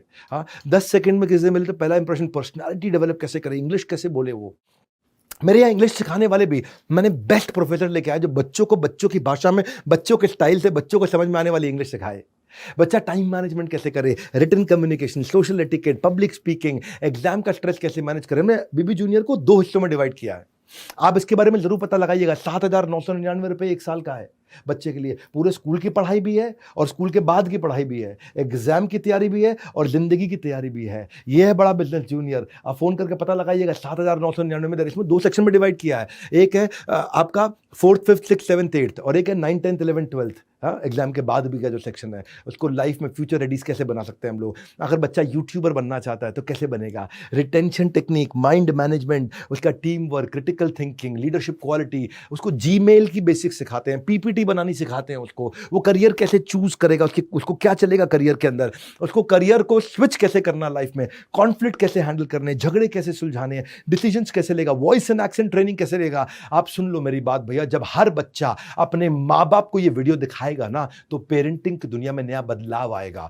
जब ये वीडियो हर माँ बाप को दिखाया जाएगा, पेरेंटिंग की दुनिया में नया बदलाव लाया जाएगा। मैं ऐसा कंटेंट दे रहा हूं जो कहीं अवेलेबल नहीं है। मैं चल रहा हूं 9वीं स्ट्रैटेजी पे। बड़ा बिजनेस जूनियर तो मैं रेवोल्यूशन लेके आया हूं, लेकिन आज के वीडियो में जो 21 स्ट्रैटेजी के रेवोल्यूशन है, गेम चेंजर है। 9वां सुनिए, build a culture of reading. क्या होता है रीडिंग? हाँ, आपको पता है गाड़ी अगर गराज में पड़ी रहे तो पक्का खराब हो जाएगी, कभी नहीं चल सकती। मशीन अगर अनयूज पड़ी रहे पक्का खराब, जंग लग जाएगा, नहीं चल सकती। उसी तरह ब्रेन को अगर इन्वॉल्व नहीं किया जाए, कंटिन्यूस लर्निंग ना हो, तो वो भी खराब हो जाता है, रिजल्ट नहीं देता है। रीडिंग से ना सेल्फ फुलफिलमेंट, क्रिएटिविटी, इनोवेशन और ब्रेन की वर्किंग, लाइफ लंबी हो जाती है बच्चे की। वो डाइवर्स और मीनिंगफुल तरीके से नई नॉलेज को एक्वायर करता है। लेकिन बच्चा पढ़ना नहीं चाहता। आप कहोगे भाई साहब मेरा बच्चा पढ़ता नहीं, ये सब बोल तो आप अच्छा रहे हो, मेरा बच्चा कैसे पढ़ेगा? रातों रात नहीं पढ़ेगा। हाँ, इसके लिए आपको उसको प्रैक्टिस करानी पड़ेगी। एक बात बताऊं, जिनकी पढ़ने की आदत है ना, उनका डिमेंशिया खत्म हो जाता है। डिमेंशिया समझते हैं? भूलने की बीमारी। हाँ, जिन माँ बाप को भूलने की बीमारी है ना ज़्यादा, जो 40, 45, 50 की उम्र के बाद भूलने लगते हैं, इसका कारण ये भी है कि वो ज़रा पढ़ते नहीं है। उन्होंने वेल ऑयल्ड मशीन नहीं रखा है यहाँ पे। आपका स्पीड ऑफ लर्निंग प्रोसेस बढ़ता है। क्यों? क्योंकि न्यूरॉन होते हैं ना ब्रेन के, वो खुलते हैं, न्यूरल पाथवे खुलते हैं। जब ब्रेन के अंदर करोड़ों अरबों न्यूरल पाथवे खुलते हैं तो इंपल्स अंदर ट्रैवल करता है, उसके अंदर आपकी फास्टर लर्निंग होती है। क्योंकि ब्रेन के अंदर की फैकल्टीज खुलती हैं तो कंटेंट अंदर एब्जॉर्ब होता है। हाँ, आप जो आदमी ज़्यादा पढ़ता है ना, he can actually think big and out of the box. वो बड़ा सोच सकता है, बाहर सोच सकता है, नया सोच सकता है। क्योंकि आज का रीडर कल का लीडर है। सुन लो भैया क्या बोल रहा हूं, आज का रीडर कल का लीडर है। जो ऐसे कहते हैं कि not all readers are leaders but all leaders are readers for sure. इसीलिए कहते हैं किताब जैसा वफादार कोई भी दोस्त नहीं है। बिल गेट्स 50 किताबें 1 साल में पढ़ते हैं। जुकरबर्ग 1 किताब 2 हफ्ते में पढ़ता है। मुकेश अंबानी 2 घंटा रोज पढ़ते हैं। स्टीव जॉब्स 1 किताब हर महीने। गांधी ने 11,000 किताबें अपनी जिंदगी में पढ़ी थी। बराक ओबामा 1 घंटा रोज पढ़ते हैं। जैक मा, या मैं खुद भी रोज 2 घंटा पढ़ता हूं। मेरे को ऐसा लगता है कि जब भी कोई टेलीविजन ऑन कर दे तो उस समय आप दूसरे कमरे में जाकर के पढ़ना शुरू कर दो। इसलिए टेलीविजन आपका सबसे अच्छा दोस्त है। एक बात बता दूं आपको, रीडिंग को इंस्पायरिंग बनाया जा सकता है। लेकिन अगर बच्चे को कुछ भी पढ़ने का मन नहीं कर रहा तो ये देखो कि क्या पढ़ने का मन कर सकता है उसका। पढ़ना अपने आप में इंस्पायरिंग नहीं होता, लेकिन अगर पढ़ने को किसी गोल के साथ लिंक कर दें। हाँ, आप एक रीडिंग का स्पेस बनाइए घर में और बच्चे को एक पर्पस दीजिए छोटा सा कि क्यों पढ़ना है। पढ़ना है, पढ़ो पढ़ो पढ़ो नहीं, क्यों पढ़ें, इसको पढ़ने से क्या फायदा होगा। पहले दिमाग में कॉन्सेप्ट डालें, फिर वो कंटेंट पढ़ेगा। हाँ, उसको बताएं कि ये टास्क सीखेंगे हम पढ़ने से। आप भी पढ़ो, मैं भी पढ़ूंगा, ये टास्क सीखेंगे। हाँ, उसको सीखने पे फोकस करिए रीडिंग से पहले। Learning before reading. लर्निंग को गोल बनाइए। क्या सीखेंगे, क्या नई चीज सीखने वाला है मेरे बेटे आज तो बता। इस हफ्ते में हम क्या सीखेंगे नया? इस हफ्ते में हम कोडिंग का ये चैप्टर सीखेंगे, मतलब ये मुद्दा सीखेंगे, ये नई चीज सीखेंगे। हाँ, ये सीखेंगे कि भाई फ्लाइट की टिकट बुक कैसे कराई जाती है, ट्रेन की टिकट बुक कैसे कराई जाती है। अब उसके अराउंड पढ़ो। तो उसे कोई गोल दे दिया तो वो ढूंढ ढूंढ के पढ़ना शुरू कर देगा। लर्निंग को ऑब्जेक्टिव बनाओ, रीडिंग को ऑब्जेक्टिव बनाओ। रीडिंग कभी भी अच्छी नहीं होती, इंस्पायरिंग नहीं होती है। सीखने के लिए रीडिंग करना है, रीडिंग करने के लिए रीडिंग नहीं करना है। उसको बोलो पढ़ पढ़ पढ़ पढ़ पढ़, नहीं पढ़ेगा। लेकिन उसको समझ में आ जाए कि रीडिंग से मुझे क्या सीखने को मिले, क्या एप्लीकेशन मिले, मुझे क्यों पढ़ना है, इसका पर्पस मिल जाए। क्योंकि रीडिंग जो है ना वो contributing activity, absolute activity, reading सब कुछ नहीं है जिंदगी में। मैं ये नहीं कह रहा रीडिंग का कल्चर बनाओ, रीडिंग करनी कर, रीडिंग क्यों करूं, उसको पर्पस हो तो रीडिंग अपने आप करेगा वो। हाँ, आग सीने में लगाते, पीछे नहीं लगाते। सीने में आग लगाओगे, पीछे आग लगाओगे जल जाएगा, सीने में आग लगाओगे इतिहास रच देगा। उसके सीने में आग लगाओ, ये पढ़ना क्यों है, उसको इंस्पायर्ड रीडिंग, प्रेस्क्राइब्ड रीडिंग नहीं, प्रेशराइज्ड रीडिंग नहीं, inspired reading. Reading self driven हो जाए उसके लिए। और अगर वो पढ़े तो उसको सक्सेस को सेलिब्रेट करो। मैंने भी रीडिंग को आसान करने के लिए जब अपनी लीडरशिप के साथ डिस्कशन किया तो 1 साल लगाया हमने इस पे, इस एडटेक कंपनी के अंदर कंटेंट को सीबीएसई से सर्टिफाई कराया, स्ट्रक्चर्ड कंटेंट लेके आए और 3000 पब्लिशर्स का कंटेंट ला करके अपनी ऐप में डाल दिया। आज मैं डंके की चोट पे कह सकता हूं, बड़ा बिजनेस जूनियर खरीदने के बाद आपको इस पब्लिशर की, उस पब्लिशर की, फलाने की, ढिकाने की, सबकी किताब खरीदने की जरूरत नहीं। बाइलिंगुअल बनाया कि रीडिंग आसान हो जाए बच्चे के लिए, हिंदी में भी इंग्लिश में भी, उसका ऑडियो भी डाल दिया, वीडियो भी डाल दिया, यूकेजी भी डाल दिया और 12th तक डाल दिया, on the fly Hindi English.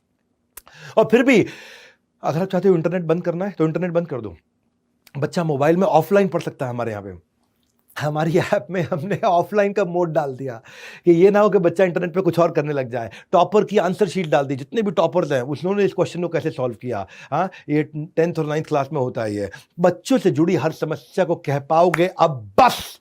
लेकिन उससे पहले आगे बढ़ते हैं, समझते हैं टिप नंबर 10। 10वीं strategy, inspirational story for growth mindset. कहानी याद रह जाती है, स्टोरी जिससे ग्रोथ होती हो बच्चे की। सुनो मेरी बात को, स्टोरी ऐसी कहानी जिससे आपके बच्चे की ग्रोथ होती हो। कब कर सकते हैं? बेड टाइम, स्लीप टाइम, ये कहानी का टाइम होता है। याद है दादा दादी नाना नानी की कहानियां? आज भी होनी चाहिए। आज भी आप इंटेलिजेंटली ग्रोथ ओरिएंटेड कहानी सुना। विक्रम बेताल की कहानी नहीं चाहिए, मैं वो कहानी चाहिए जिस कहानी से बच्चे की ग्रोथ होती हो। हाँ, वो आप इसलिए वेब सीरीज को बायोग्राफीज में कन्वर्ट कर दो। घर पे कोई वेब सीरीज नहीं चलनी चाहिए, केवल बायोग्राफी चलनी चाहिए। वो स्टोरी, वो आउटकम ओरिएंटेड कंटेंट जो कंज्यूम कर रहे हैं हम लोग। हाँ, ये नहीं कि आज आपने ये ठीक नहीं किया, आज आपने वो ठीक नहीं किया, आज आपने ये गलत किया। एक इंस्पिरेशनल पर्सनालिटी स्टोरी उठाइए और उसका डीप ब्रीफ करिए बच्चे के साथ। बायोग्राफी से ना बच्चे को इंसाइट मिलेगा कि वो कैसे हैंडल करेगा क्राइसिस को। कई मूवीज है बायोग्राफी पे जहां पे वो समझ पाया कि कॉम्प्लेक्स प्रॉब्लम को कैसे सॉल्व करूंगा मैं। बच्चे को सीखने को मिलता है बायोपिक में। वो एक ऑर्डिनरी आदमी एक्स्ट्राऑर्डिनरी हीरो कैसे बनता है, बायोपिक में वो सीखता है। ये जो इंस्पिरेशनल मूवीज होती हैं, बायोपिक होती है, ये एक अप्रोच है जिससे आप एक डिप्रेशन के मरीज को भी बाहर निकाल सकते हो, मूड डिसऑर्डर से लोगों को ठीक कर सकते हो। बायोग्राफी से पता चलता है कि मुझे क्या नहीं करना है। मैरी कॉम देखी है आपने, महेंद्र सिंह धोनी की मूवी देखी है आपने, ये सब क्या बड़ी पावरफुल बायोग्राफी है। आप इन्वेस्ट कर रहे हो अप्रिशिएटिंग एसेट में, जिसको सारी जिंदगी अपने साथ लेकर के जाएंगे, उनको साथ में बैठ करके दिखाओगे उन्हें। गुंजन, वो पायलट जो पहली बनी थी, फाइटर पायलट हमारे देश की, उसकी बायोग्राफी दिखाओगे, वो सोचेगा पान सिंह तोमर स्पोर्ट्समैन कैसे बना था, आगे बढ़ा था, वो उसके बारे में सोचेगा। वो ये सोचेगा कि मैं कैसे इस बायोग्राफी से मैं सीख सकता हूं। भाग मिल्खा भाग से सीखूंगा, बुधिया सिंह से सीखूंगा, सांड की आंख से सीखूंगा, सूरमा से सीखूंगा। वो ये सीखेगा, दंगल से सीखेगा, भगत सिंह से सीखेगा, कौन प्रवीण तांबे, वो सीखेगा सुभाष चंद्र बोस की कहानी सुनाइए उसको, नीरजा की कहानी सुनाइए, वो जो एयर होस्टेस थी। ये एक एक्सीलेंट तरीका है कि अपने बच्चे की मेमोरी को बिल्ड करना, उसके अंदर एक संस्कार डालना। वो स्टोरीज हैं, हाँ, उसके पास एक रेफरेंस पॉइंट आ जाता है। ये कर सकता है तो मैं भी कर सकता हूँ,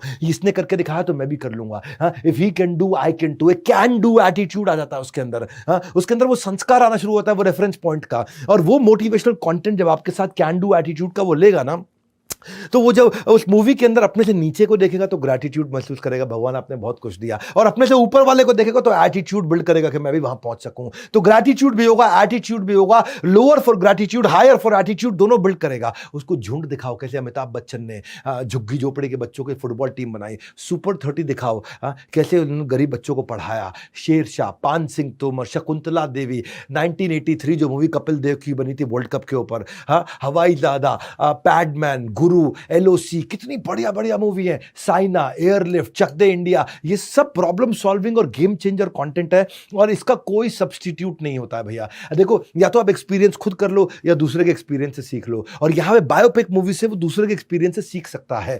हमने बड़ा बिजनेस जूनियर के अंदर भी इतनी स्टोरी टेलिंग करी है। और मैं ये बता रहा हूं, हमारा बड़ा बिजनेस जूनियर 7,999 में जो आज दे रहे हैं ना, गेम चेंजर है। ये कंटेंट है शुद्ध देसी घी के समान। जो आज वीडियो दे रहा हूं ना, कोई स्ट्रैटेजी, ये शुद्ध देसी घी के समान, इसलिए लगा के रखो पूरा ध्यान। 11वीं strategy, compulsory device free dinner. क्या होता है compulsory device free dinner? Dinner के टाइम पे कोई डिवाइस नहीं। डिनर एक ऐसा टाइम है जब सारे मां बाप और बच्चे सब इकट्ठे बैठते हैं। पिता भी है, मां भी है, बच्चे भी हैं, दादा भी है, दादी भी है। डिवाइस फ्री कर दो उस समय। ये रियल प्राइम टाइम है। हाँ, जैसे टीवी वाले बोलते हैं न्यूज वाले prime time prime time prime time show prime time show.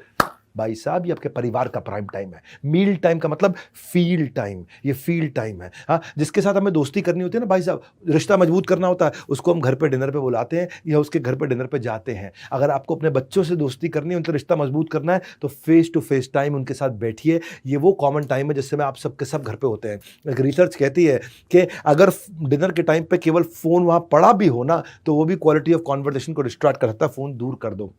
70% families आज हमारे देश के अंदर परमानेंट टीवी चला के रखती हैं खाने के टाइम पे। अलग अलग टीवी सीरियल चले जा रहे हैं, पता नहीं कौन कौन से चल रहे हैं। घर की पॉलिटिक्स के टीवी सीरियल चल रहे हैं वहां पे। औरतें, माँ बैठ करके, दादियां सब देख रही हैं बैठ के, दिमाग खराब कर रखा है। National Center for Addiction in Columbia University वो क्या बोलती है, जो माँ बाप के साथ बच्चे बैठ के आराम से टेबल पे खाना खाते हैं, जमीन पे या बिस्तरे बैठ के खाते हैं, वो जिंदगी में आगे ड्रग्स यूज करना उनके चांसेस बहुत घट जाते हैं, स्कूल में अच्छा परफॉर्म करते हैं और उनकी जिंदगी में बिहेवियर के इश्यूज नहीं आते हैं।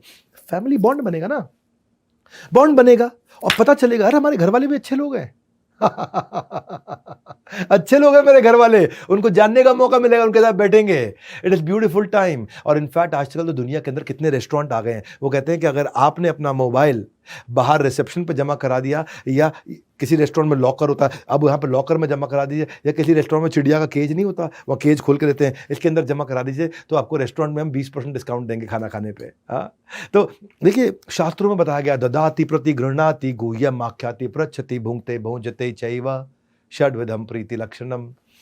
6 चीजें बताई गई हैं कि किसी से रिश्ता बनाना 6 चीजें करनी चाहिए। गिफ्ट देना, गिफ्ट लेना, अपने दिल की बात कहना, सामने वाले के दिल की बात सुनना, उनको भोजन कराना, उनके यहाँ भोजन करना। तो 6 में से 4 चीजें तो आप कर ही सकते हो अपने बच्चों के साथ। उनसे दिल की बात कहना, दिल की बात सुनना, उनको भोजन खिलाना, उनके साथ बैठ के भोजन खाना। ये 4 चीजें तो आप कर ही सकते हो। पावरफुल है, ये गेम चेंजर है, क्योंकि टीवी आपकी बुद्धि को सक कर लेगा। एक रिसर्च हुआ था, 300 लोगों में 150 लोगों को मोबाइल दिया खाना खाने के साथ साथ, और बाकी 150 लोगों को केवल खाना खाने के लिए दिया कि साथ बैठ के खाना खा लो। और बाद में पूछा गया किसका क्वालिटी टाइम अच्छा था, और ऐसा पता चला कि जिन्होंने बिना मोबाइल के खाना खाया उनका क्वालिटी टाइम और इमोशन ज़्यादा अच्छा था। सुनो सुनो सुनो भैया, आज का प्रोग्राम आपको जीवन भर रहेगा याद, क्योंकि आपने जो दे दिया मेरा साथ, अब कोई नहीं देगा आपकी पेरेंटिंग स्किल्स को मात। हाँ, क्योंकि आपने दे दिया मेरा साथ, कोई नहीं दे सकता आपको मात। पकड़ते हैं 12वीं strategy, morning time is caring time, yelling is damaging. बहुत सारी माएँ गलती कर बैठती हैं मॉर्निंग के अंदर, बच्चों को सुबह उठाते वक्त चिल्ला के उठाती हैं, उठ जा कुंभकर्ण, कितना सोएगा तू, सोता रहेगा, तेरा स्कूल छूट जाएगा। चीखना, चिल्लाना, बच्चे का दिन भी खराब होगा, आपका दिन भी खराब होगा। मॉर्निंग में बच्चे के साथ ऐसे कभी नहीं उठाते चिल्ला के उसको, ना पति को ना बच्चे को जोर से चिल्ला के कभी नहीं उठाते। हाँ, आज इस समय एक स्कूल के जो काउंसलर होते हैं, वहाँ सर्वे में बताया गया कि सबसे ज़्यादा बच्चे इस बात से परेशान है कि हर दिन मेरी माँ मुझ पर सुबह सुबह चिल्लाती है। हाँ, वहाँ पूछते हैं how should I deal with my mom, she yells at me early morning for no reason. बच्चे बोलते मेरी माँ के पास का सीरियस एंगर इशू है, मैं और नहीं ले सकता इसको, मैं और नहीं ले सकता। अपसेट रहते हैं बच्चे इसको लेकर के। स्कूल काउंसलर में सबसे बड़ा इशू ये आ रहा है, जैसे बच्चे बोलते हैं हर रोज़ मेरी माँ मुझे सुबह रुला करके स्कूल भेजती है, हर रोज़ सुबह चिल्लाती है मेरे ऊपर। हाँ, हर every day she makes me cry every morning. मैं रोज़ रात को सोते हुए डरता हूँ कि there will be no day where I will wake up without fear और टीयर। हाँ, या तो मैं रोऊंगा या मैं घबराऊंगा, वो रोज़ हो रहा है मेरे साथ में। ये जो है ना आज बच्चे, और ऐसा करोगे ना तो बच्चे डिसेंसिटाइज हो जाएंगे, बिल्कुल वो सेंसिटिव नहीं रहेंगे इन सब चीज़ों को, ढीठ हो जाएंगे, बिल्कुल बर्बाद हो जाएंगे। वैसे मैं समझ सकता हूँ कि माँ ऐसा करती क्यों है। माँ ऐसा इसलिए करती है क्योंकि उसकी खुद की बहुत टेंशन है। क्योंकि एक मिडिल क्लास हाउस होल्ड के अंदर जहाँ नौकर चाकर बहुत सारे नहीं है, वहाँ पे थोड़ा सा भी ऑल्ट्रेशन होता है तो सारे शेड्यूल खराब हो जाते हैं। क्योंकि सास ससुर को चाय चाहिए ना, हस्बैंड को नाश्ता चाहिए, सामान पैक करके दो, जूता किधर, मौजा किधर, कच्छा किधर, कपड़ा किधर, फटाफट दो। वो पति अपना चिल्ला रहा है, बच्चों की स्कूल की बस है, वो मिस ना हो जाए, सास ससुर अपना मांगे, देवर भी है, उसकी शादी नहीं हुई तो देवर को भी ध्यान रखो, उसको भी चाय बना के। अरे इतनी दिक्कत चल रही है सुबह सुबह, इसलिए माँ परेशान होती है। और माँ का सैचुरेशन पॉइंट आ जाता है, और माँ का blood pressure, heart rate, adrenaline level सब बढ़ता है, वही बच्चे का भी बढ़ने लगता है। ये पैसिव स्मोकिंग की तरह है। ये माँ का गुस्सा बच्चे के अंदर जाता है, ये पैसिव स्मोकिंग की तरह है। और माँ इसलिए चिल्लाती है, माँ को लगता है मैं चिल्लाऊंगी तो मैं कंट्रोल में फील करूंगी, मैं डोमिनेट कर पाऊंगी, तो लोग मेरी सुनेंगे, इसलिए मेरे को चिल्लाना चाहिए। नहीं सर, क्रिएटिव तरीका निकालो। क्योंकि अगर बच्चा छोटा है ना तो वो ये समझ नहीं पाता है कि ये चिल्लाना, ये थ्रेट मेरे लिए असली है कि नकली है। छोटे बच्चे को फ़र्क समझ में नहीं आता कि ये रियल थ्रेट है कि अनरियल थ्रेट है। ये जो मेरे पे चिल्लाया गया है, ये मेरे लिए बहुत खतरनाक है। ये ऐसे ही मम्मी बोल रही है क्योंकि मम्मी परेशान है बेचारी। मम्मी परेशानी में चिल्ला रही है या वो वास्तव में चाहती है कि मैं मर जाऊँ या मैं ऐसा पागल हूँ या मैं घटिया हूँ। इसीलिए बिना शाउट किए करने के लिए येलिंग जो है वो गलत कंट्रोल का तरीका है। रीअरेंज करो अपने शेड्यूल को, प्लानिंग, प्रिपरेशन, प्रिवेंशन करो। सारी माओं से मेरी प्रार्थना है कि पिछली रात को तैयारी कर लीजिए। जो ट्रिगर मोमेंट समझिए, यूनिफॉर्म पहले तैयार करके रखिए, खाने को आधा प्रिपेयर करके रखिए, सब्जी रात को काट के फ्रिज में रख लीजिए। जो भी करना आधी तैयारी करके रखिए कल सुबह की, ताकि सुबह आप prepare when it is peaceful so you can prevent there is no crisis. हाँ, पीसफुल प्रिपेयर करिए। और सुन लो भैया मेरी बात, ये 21 स्ट्रैटेजी अगर छोड़ दिया बीच में मेरा साथ, बाद में हमलते रह जाओगे। आज 13वां जो नेगेटिव लेबलिंग है ना, ये नेगेटिव लेबलिंग ये जाने अनजाने में किया गया बहुत बड़ा हार्म है। ये एक डीप रूटेड साइकोलॉजिकल डिस्ट्रेस देता है बच्चे को। जब आप उसे गलत लेबल दे देते हो बच्चे को नाम से, उसके सेल्फ कॉन्फिडेंस को उखाड़ देते हो। जो आपकी लैंग्वेज है ना बच्चे के लिए, उसको चेक करो। जाने अनजाने में कोई ऐसी बात ना बोल बैठो आप। हाँ, एक सर्वे के हिसाब से जो कॉमनली माएँ आजकल घर में बच्चों को बोल रही है ना, इन शब्दों को बैन कर देना चाहिए, क्योंकि बच्चे के मन में आ जाती हैं कुछ इतने खतरनाक शब्द। इस घर पे बोझ है तू, मनहूस कहीं के, तेरा कुछ नहीं हो सकता, भगवान जाने कहाँ से आ गया ये, तू कुछ नहीं कर सकते, भाड़ में जा, जहन्नुम में जा, तेरे दिमाग में कुछ घुसता नहीं, तुझे कोई प्यार नहीं करता, सब तुझसे नफरत करते हैं, तू पनौती है, तू जौक है, खून चूसने के लिए आ गया। जब भगवान बुद्धि बांट रहा था तो तू छन्नी लेके खड़ा था, गंदी नाली का कीड़ा। क्या क्या बोल देते हैं, इमेजिन करिए, हाथ हो जाती है। जितना कहा है उतना करो, दिमाग मत चलाओ, डफर, सुअर, कुत्ता, उल्लू। तुझे पैदा करके इससे अच्छा कोई बच्चा गोद ले लिया होता हमने। हाँ, तेरा दिमाग उसके जैसा क्यों नहीं चलता? शर्मा जी के लड़के को देख, वर्मा जी के लड़के को देख, तेरे जैसा बच्चा कोई चाहता ही नहीं है आज। ये नेगेटिव लेबलिंग कितनी खतरनाक है। बच्चा कई बार उसको सच मान लेता है, and sometimes he accept unconditionally कि जो मेरे माँ बाप बोल रहे हैं सही है, और उसको लगता है I am not good enough, उसको लगता है मैं कुछ कर नहीं पाऊंगा, और सबसे बड़ी बात, उसको लगता है मैं किसी के लिए इंपॉर्टेंट नहीं हूं। उसको लगता है मैं किसी के लिए इंपॉर्टेंट नहीं, मेरा कोई नहीं है, मैं मर भी गया तो कोई रोएगा नहीं। वो ऐसा रो पड़ता है, वो बहुत परेशान हो जाता है। उसको लगता है मैं माँ बाप पे बहुत बड़ा बर्डन हूँ। अनफॉर्चुनेटली बच्चे का माइंड कई बार इतना डेवलप्ड नहीं होता कि वो समझ पाए कि माँ ने अनइंटेंशनली बोला है।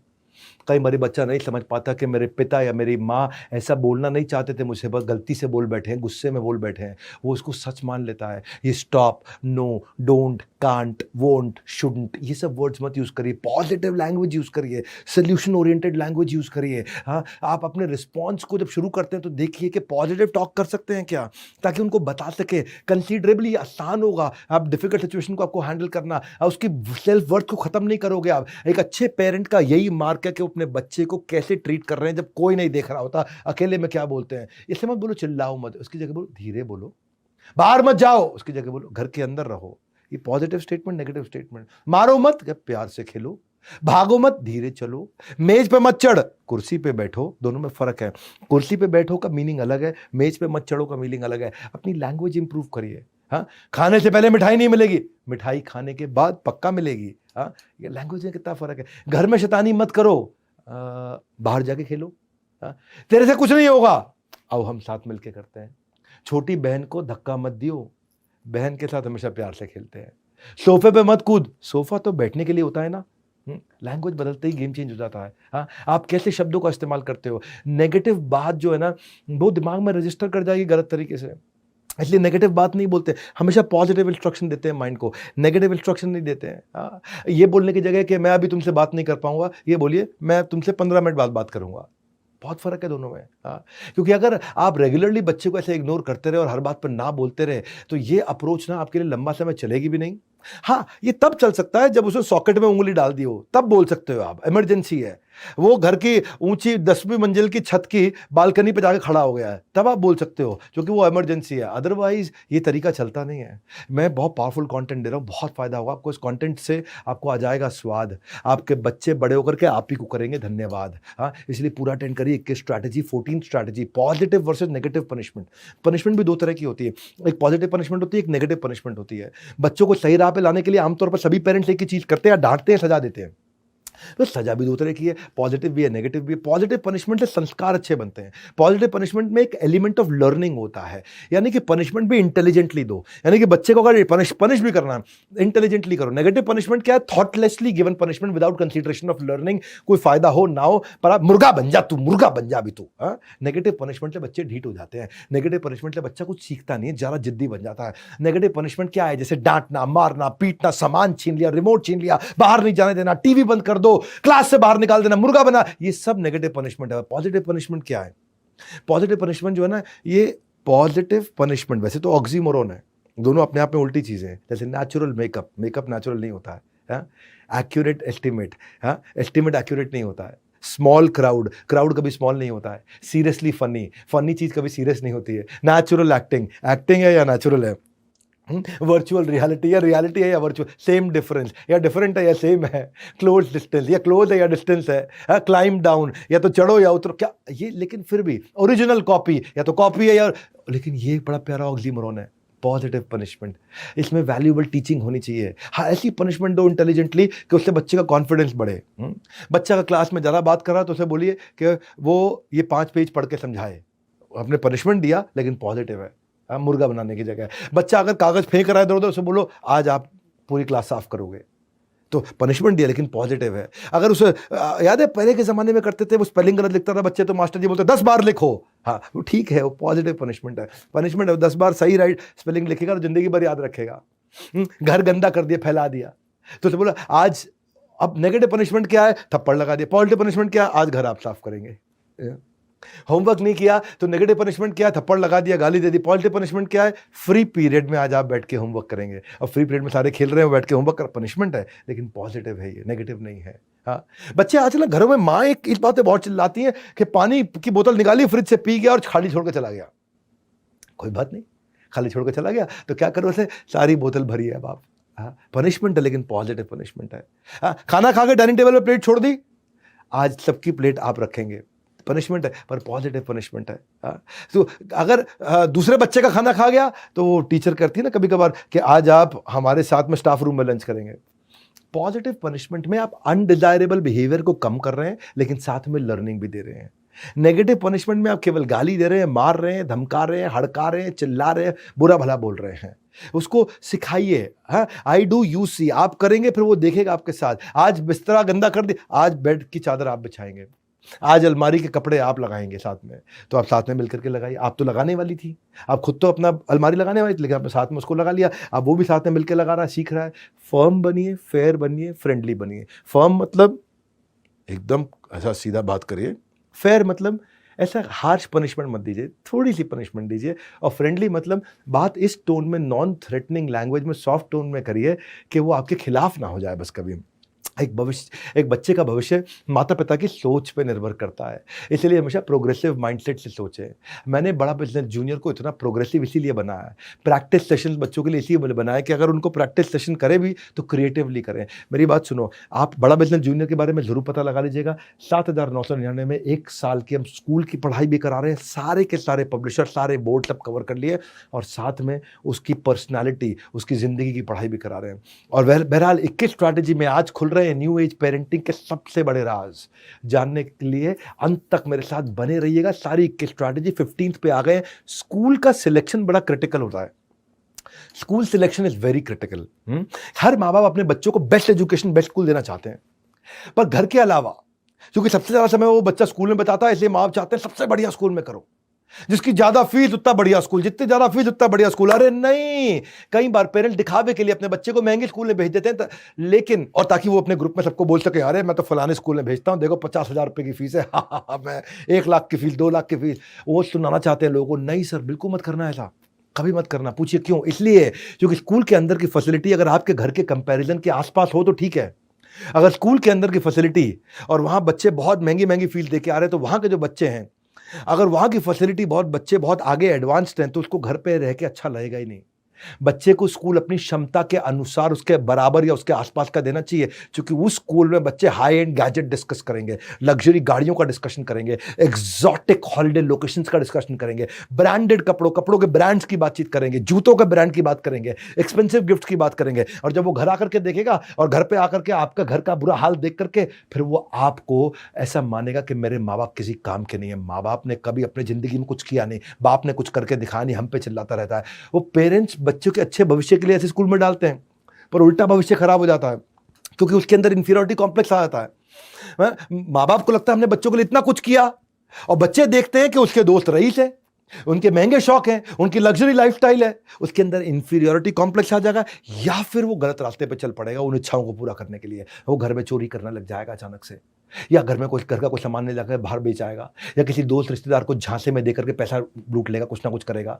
या तो वो इंफीरियरिटी कॉम्प्लेक्स में दब जाएगा, या फिर वो कोई गलत काम करेगा, वो सफेद झूठ बोलना शुरू कर देगा, फैमिली फंक्शन में जाने से कतराएगा, आपके साथ उठेगा बैठेगा नहीं, आपको गरीब समझने लग जाएगा। हाँ, आपको ऐसे समझेगा जब तुम्हारी औकात नहीं तो मुझे स्कूल में डाला क्यों, महंगे स्कूल में डालने से फिर, इसलिए इसकी कोई गारंटी नहीं है कि महंगे स्कूल में बच्चों को डाल के विकास होगा। और अगर इसको ढंग से चेक नहीं किया ना आपने, उसकी इंफीरियरिटी कॉम्प्लेक्स इतनी बढ़ सकती है कि उसको मेंटल हेल्थ इश्यूज होते हैं, क्योंकि वहाँ सब गाड़ियों पे आ रहे हैं, बच्चा आपका स्कूल की बस पे जा रहा है, वहाँ बच्चों के जूते भी स्कूल के ब्रांडेड होते हैं, नाइकी का जूता पहन के आता है, आप सिंपल जूता पहनाते हैं उसको, वहाँ वो घड़ी भी महंगी पहन करके आता है। तो ऐसे इंफीरियरिटी कॉम्प्लेक्स वाले बच्चों के पास बहुत बड़ा रिस्क होता है, उनको क्रोनिक डिप्रेशन में चले जाना और वर्थलेस फील करना। इंफीरियरिटी कॉम्प्लेक्स लॉन्ग टर्म में इमोशनल सोशल रिलेशनशिप पे बहुत इंपैक्ट लेकर के आता है। दूसरी चीज़, स्कूल नज़दीक रखो अपने घर के, बहुत दूर का स्कूल कभी मत लेना। कई बार अच्छे स्कूल के चक्कर में पेरेंट्स इतना दूर भेज देते हैं बच्चे को कि 1.5 घंटा सुबह जाने में, 1.5 घंटा आने में, क्योंकि बस तो देखो हर स्टॉप पे रुकेगी, अगले स्टॉप पे बस रुकते रुकते बहुत टाइम लगाती है। छोटा डिस्टेंस भी 45 मिनट 1 घंटे में कवर करती है, और अगर 1.5 घंटा आखिरी स्टॉप और पहला स्टॉप हो गया तो बच्चे की जिंदगी खराब। क्यों खराब? क्योंकि वो सारे मेधावी बच्चे जो स्कूल के पास में रहते थे ना, उनकी जिंदगी में आपके बच्चे के मुकाबले 3 घंटे ज्यादा हो जाते हैं। 1.5 घंटा सुबह, 1.5 घंटा शाम को। आपके बच्चे की जिंदगी से 1.5-3 घंटा डिलीट हो गया है, इवेपोरेट हो गया है, निकल गया है, खत्म हो गया, गायब हो गया है। उसके 3 घंटे उसकी जिंदगी में से खत्म कर दिया आपने, क्योंकि वो बस में 1.5 घंटा सुबह बैठा, बस में 1.5 घंटा दोपहर को बैठा, उसका ट्रैवलिंग टाइम खत्म करिए, आसपास लेकर के आइए। और फाइनली तीसरी चीज, स्कूल ऐसा होना चाहिए जिसमें एकेडमिक के साथ साथ एक्स्ट्रा करिकुलर एक्टिविटी पर ध्यान दिया जाता हो। स्कूल ऐसा हो जिसमें स्पोर्ट्स हो, ओवरऑल पर्सनालिटी डेवलपमेंट हो, कम्युनिकेशन, टैलेंट, ये सब हो। स्कूल ऐसा हो जहां पे इन सारी एक्टिविटीज को equal importance, sports, art, dance, music, drama, competition, olympiad, seminar, इन सब पे ध्यान दिया जाए।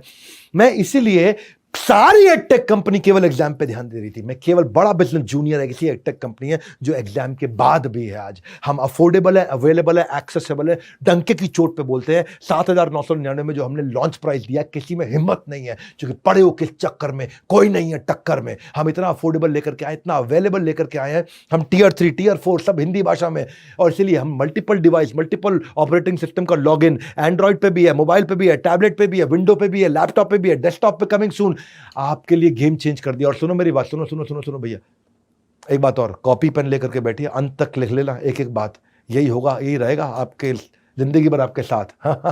16वीं स्ट्रैटेजी, पेट्रोल की गाड़ी में डीजल नहीं डालते। क्या बोला स्ट्रैटेजी, कमाल की। सबको पता है पेट्रोल की गाड़ी में डीजल नहीं डालते, फिर अपने बच्चे के साथ गलत क्यों कर रहे हो आप? बच्चा अगर पेट्रोल की गाड़ी है तो उसमें डीजल क्यों डाल रहे हो? इंजन सीज हो जाएगा। जैसा बच्चा उसको वैसा एक्सेप्ट करो। हाँ, कोई बच्चे इंट्रोवर्ट है, कुछ एक्सट्रोवर्ट है, कुछ शाय है, कुछ टॉकेटिव है।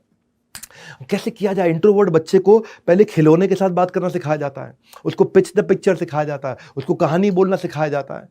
देखो, बच्चे 3 प्रकार के होते हैं। पहले आप समझते हैं, एक होता है विजुअल लर्नर्स, को बोलते हैं वैक, विजुअल, ऑडिटरी, काइनेस्थेटिक। हर बच्चा अलग है। ये सुनो, बहुत काम का टॉपिक बता रहा हूं, मेरे को बहुत बाद में पता चला था अपने बारे में। पूरे स्कूल टाइम पे मुझको नहीं पता चला था कि मैं विजुअल लर्नर नहीं हूं, मैं ऑडिटरी और काइनेस्थेटिक लर्नर हूं। मुझे खुद अपने बारे में बाद में पता चला था।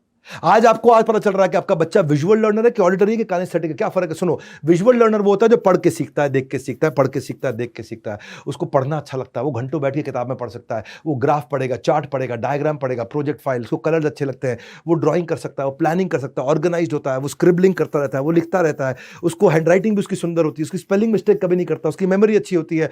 वो नॉर्मली स्कूल में अगर मौका दिया जाए तो पहली रो में जाके बैठता है, दूसरी रो में जाके बैठता है, उसको पीछे बैठना पसंद नहीं है। लेकिन दूसरे होते हैं ऑडिटरी लर्नर, इनको सुन के और बोल के सीखना पसंद है। ये जितना बोलते हैं, जितना सुनते हैं, उतना अच्छा सीखते हैं। हाँ, ये ऊंची आवाज में बात भी करते हैं, इनको रिकॉर्डिंग सुनना अच्छा लगता है, इनको ऑडियो फाइल अच्छा लगता है, इनको वीडियोस अच्छे लगते हैं। ये रीडर स्लो होते हैं, इनको रीडिंग पसंद नहीं आती है। ये अगर कोई नॉइज आ जाए तो डिस्ट्रैक्ट हो जाते हैं, तुरंत डिस्ट्रैक्ट हो जाते हैं। ये पढ़ते पढ़ते भी बोलते बोलते पढ़ते हैं, ये इनको गाते गाते पढ़ते हैं, कई बार म्यूजिक लगा के पढ़ते हैं। ये डिबेट्स में अच्छे होते हैं, ये बातचीत में अच्छे होते हैं, ये लेक्चर सुनना पसंद करते हैं, और मौका दिया जाए तो ये क्लास में जाके बीच में बैठते हैं, ना आगे बैठते हैं ना पीछे बैठते हैं। पर कुछ होते हैं काइनेस्थेटिक लर्नर, ये बिल्कुल अलग है। हमारे देश के स्कूल इनके लिए बने ही नहीं है। हमारे देश के स्कूल इनके लिए ये केवल छूने से और करके सीखते हैं। इन्हें कुछ करने के लिए दे दो, इन्हें कुछ एक्टिविटी में इन्वॉल्व पसंद रहता है, इन्हें प्रोजेक्ट करना, इनको एक्सपेरिमेंट करना, इनको बिल्ड करना, इनको एक्शन, इनको टास्क करना, इनको चलना, इनको चलते चलते बात करना, इनको फिजिकल रिवॉर्ड पसंद है। ये काइनेस्थेटिक है। ये मोबाइल की नोटिफिकेशन आते डिस्ट्रैक्ट हो जाते हैं। ये आपने देखा कुछ बच्चे होते हैं जो क्लास में पीछे बैठते हैं और अपना पाँव हिलाते रहते हैं, टक टक टक टक टक टक, उनका बेंच के नीचे पाँव हिलता रहता है। ये काइनेस्थेटिक वाले होते हैं। ये हर समय इनका पाँव हिलता रहता है हर समय। ये पेंसिल भी ना टक टक ऐसे ऐसे उंगली में हिलाते रहते हैं हर समय, नीचे मारते रहते हैं कॉपी पे, है ना। ये कौन है? काइनेस्थेटिक है। इनको ना बॉडी के मोशन से सीखना पसंद आता है। हाँ, हिलते रहते हैं, पढ़ते पढ़ते पैर बना, अब मास्टर जो पैर मत हिलाओ, क्यों ना हिला, वो हिलाएगा पैर। अब नहीं, पैर हिलाना गलत होता, वो बिना हिलाए पड़ेगा ही नहीं, कुछ करेगा नहीं। इनकी स्पेलिंग मिस्टेक्स बहुत होती है, इनको स्पेलिंग याद नहीं रहती है। ये जेस्टिकुलेट होते हैं, ये हाथों के इशारों से बात करते हैं, ये कपड़े भी अपने कंफर्ट के हिसाब से पहनते हैं और नॉर्मली लास्ट सीट पे बैठते हैं। भैया, अब आपका बच्चा कौन है समझना है। इसमें कुछ भी सही गलत नहीं होता है। पेट्रोल की गाड़ी में डीजल नहीं डालते हैं। ये बोलते हैं visual, auditory, kinaesthetic. There is no right, there is no wrong learning style. आपको अपने बच्चे का स्टाइल आइडेंटिफाई करना है, पैटर्न पढ़ो उसका कौन सा है, उसकी प्रेफरेंस को समझो। ऑनलाइन क्वेश्चन, साइकोलॉजिकल असेसमेंट आ रहे हैं इसके ऊपर बहुत सारे देश के अंदर, उनको यूज करो। क्या बच्चे की स्ट्रेंथ क्या है, वीकनेस क्या है, और उसके प्रेफर्ड लर्निंग स्टाइल के हिसाब से पढ़ाओ। उसके 7/10 को बढ़ाओ, उसके 2/10 को नहीं बढ़ाते हैं। उसको टीचिंग टूल विजुअल लर्नर के क्या होते हैं, वो व्हाइट बोर्ड पे, फ्लो चार्ट पे, पिक्चर पीपीटी से पढ़ेगा। लेकिन दूसरी तरफ जो ऑडिटरी वाला है वो बातचीत करके पढ़ेगा, मेमोराइज करेगा, वो ओरल क्विज करेगा, वो डिबेट करेगा, वो क्वेश्चन करेगा, वो जोर से पढ़ेगा। पर काइनेस्थेटिक वाला करके सीखेगा। एक पढ़ के सीखता है, एक सुन के बात करके सीखता है, एक करके सीखता है। 3 प्रकार के लोगों को आप देखो आपका बच्चा कौन सा। अच्छा, हर एक में तीनों होती हैं, लेकिन एक ज्यादा होती है। हर एक में तीन होते हैं। ये नहीं कि तीनों हर बच्चा बिल्कुल एक ही का निकलेगा कि ये केवल काइनेस्थेटिक, ये केवल ऑडिटरी, ये केवल विजुअल। हर एक में तीनों का कॉम्बिनेशन होगा, पर कुछ ज्यादा होगा, कुछ कम होगा। हमारा एजुकेशन सिस्टम जो है वो विजुअल लर्नर के लिए, पढ़ के सीखने वालों के लिए बनाया गया है, और थोड़ा सा ऑडिटरी सुन के। काइनेस्थेटिक के लिए तो हमारा एजुकेशन सिस्टम है ही नहीं, करके सीखने वाला है ही नहीं। तो इस चक्कर में हमारे यहाँ जो काफी सारे जो जीनियस होते हैं ना, वो ड्रॉप आउट कर जाते हैं स्कूल से, और उनको शैतान और बुद्धू बच्चा बोला जाता है। पीछे बैठते हैं, लेकिन वो जिंदगी में बहुत कुछ कर जाते हैं। हाँ, इसीलिए आपको समझना है कि आपका बच्चा है कौन। Why children are not taught according to their learning style, यही सबसे बड़ी दिक्कत मुझे नजर आती है। हाँ, कि लेस वो फिर मोटिवेटेड नहीं है नॉलेज गेन करने के लिए। देखो, learning, speaking, reading, writing, LSRW बोलते हैं इसको, वो किसमें तेज है।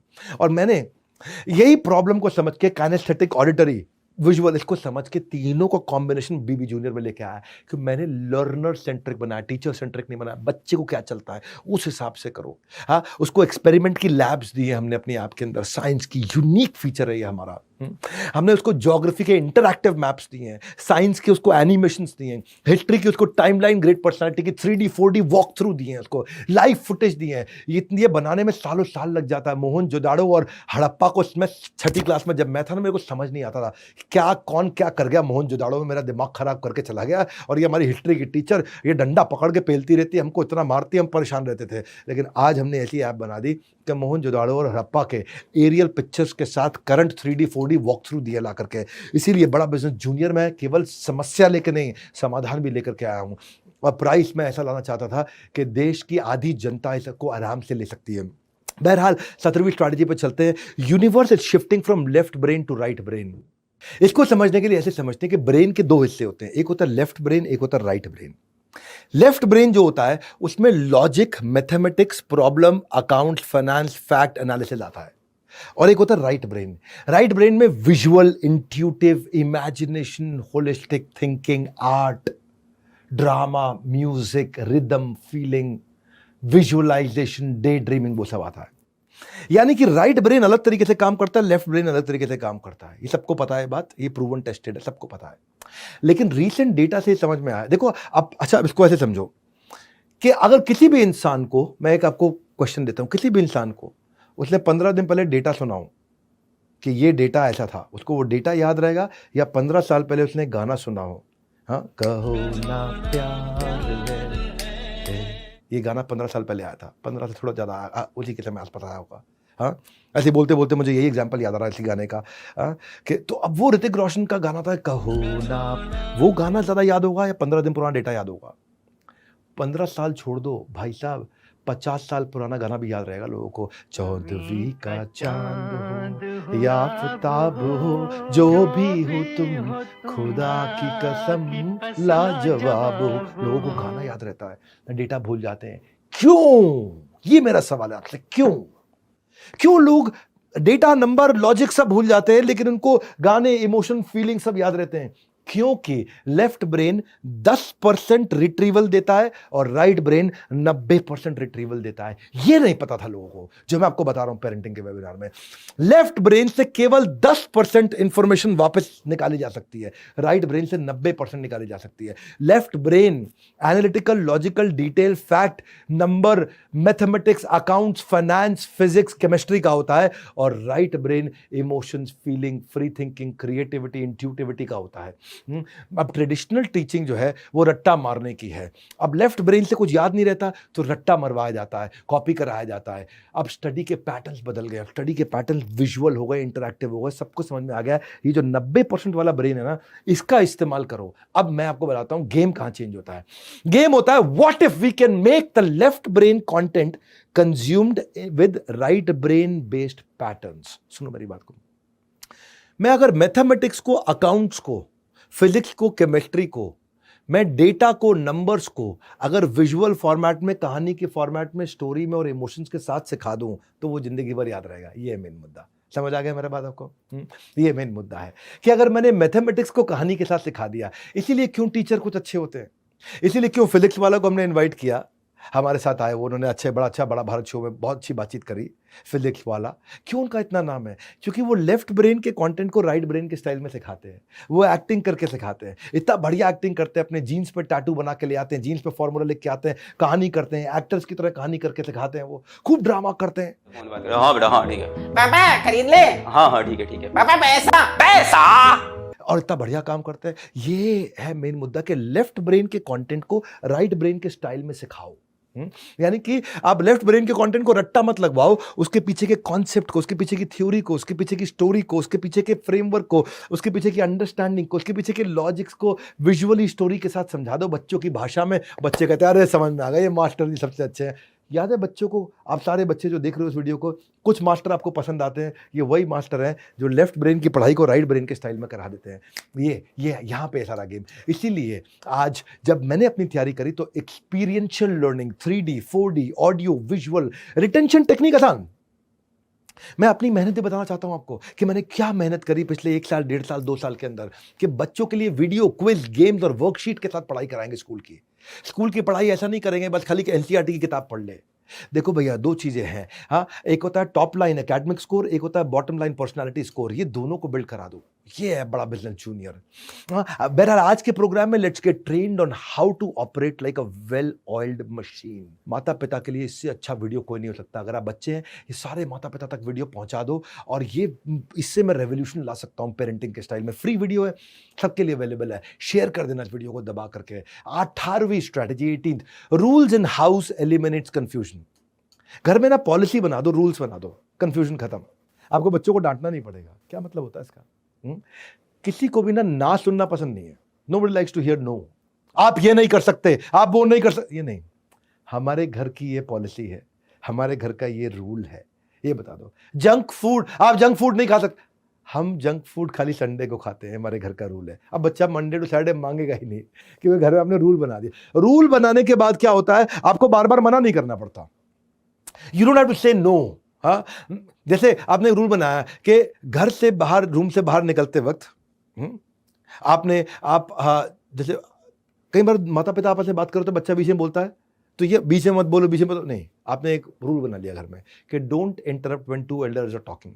तो आपको वो नहीं बोलना पड़ेगा, शट अप नहीं बोलना पड़ेगा उसको। परिवार में जब नियम बना लिए जाते हैं ना, देखो आप, हाँ, it is parenting, it's not fathering and mothering. हाँ, ये फादरिंग नहीं है कि फादर अकेला कर लेंगे, मदर अकेले कर लेंगे। आपको दोनों के बीच में रिश्ता होना अच्छा जरूरी है। फिर भी हर घर में माता पिता का झगड़ा होता है, हर घर में झगड़ा होता है। बच्चों को पीछे मत लेकर के आइए, बिल्कुल मत लेके आइए, बच्चों की ज़िंदगी मत खराब करिए। हाँ, आप बच्चों को उनसे अलग रखिए। पेरेंटिंग में टीम वर्क चाहिए आपको, मदर और फादर दोनों चाहिए। अपनी ईगो को छोड़ दो, घटिया ईगो को छोड़ दो, बच्चों की ज़िंदगी खराब मत करो। हाँ, नहीं तो बच्चे जो है ना इसका फ़ायदा उठाते हैं। रूल क्या है? रूल ये है कि अगर आपस में कोई आर्ग्यूमेंट है तो बच्चों को उससे बाहर रखो। तो if you are fighting with the spouse, it is expected for couples to have disagreement, it is okay. सब जगह कलह का संसार है, कलयुग है जहाँ कलह का युग है, परंतु रूल बनाइए। हाँ, और बच्चों को जब रूल मिल जाता है तो फिर वो रूल फॉलो करते हैं, आपको उनको रोज इंस्ट्रक्शन नहीं देना पड़ता। हाँ, जैसे कि कुछ रूल नॉन नेगोशिएबल आप बना सकते हो। हाँ, कि घर का दरवाजा ये चेक करे बिना नहीं खोलना है कि बाहर कौन है, ये रूल बना दिया आपने। सड़क क्रॉस करते हुए लेफ्ट राइट दोनों जगह देखना है, ये आपने रूल बना दिया। आप अपनी फैमिली के हिसाब से, अपनी वैल्यूज के हिसाब से अपने रूल बनाइए और खुद भी फॉलो करिए। किसी भी कमरे में जाना नॉक करके जाना, ये रूल बना दिया आपने। इस घर में सबकी रिस्पेक्ट करनी, चाहे नौकर हैं, दादा हैं, पिता है, माता है, कोई भी है। किसी को भी नेम शेमिंग नहीं करना या पलट के जवाब नहीं देना, आपने रूल बना दिया। अब रोज नहीं बोलना पड़ेगा आपको। हाँ? आप दरवाजा पटक के नहीं जा सकते, रूल बना दिया, रोज नहीं बोलना पड़ेगा आपको।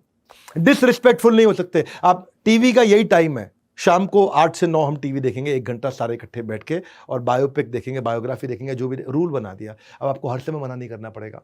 तो उसका मोबाइल का, टीवी का आपने रूल बना दिया, हर समय छोड़ना। तो अब रूल बना दिया कि इस घर में सिर्फ सच बोलेंगे, आप भी सच बोलिए, वही बोलेंगे, फेस करना पड़े फेस करेंगे, चोरी कभी नहीं करेंगे, रूल बना दिया। तो आपको हर बार नहीं बोलना पड़े। If you make a mess you have to clean it up, rule बना दिया। तुमने गंदा किया तो तुम ही साफ करोगे, हर बार नहीं बोलना पड़ेगा। तो रूल बनाइए और धीरे धीरे वो रूल्स को कम्युनिकेट करिए, ताकि जैसे फॉर एग्जांपल 3 एस होते हैं।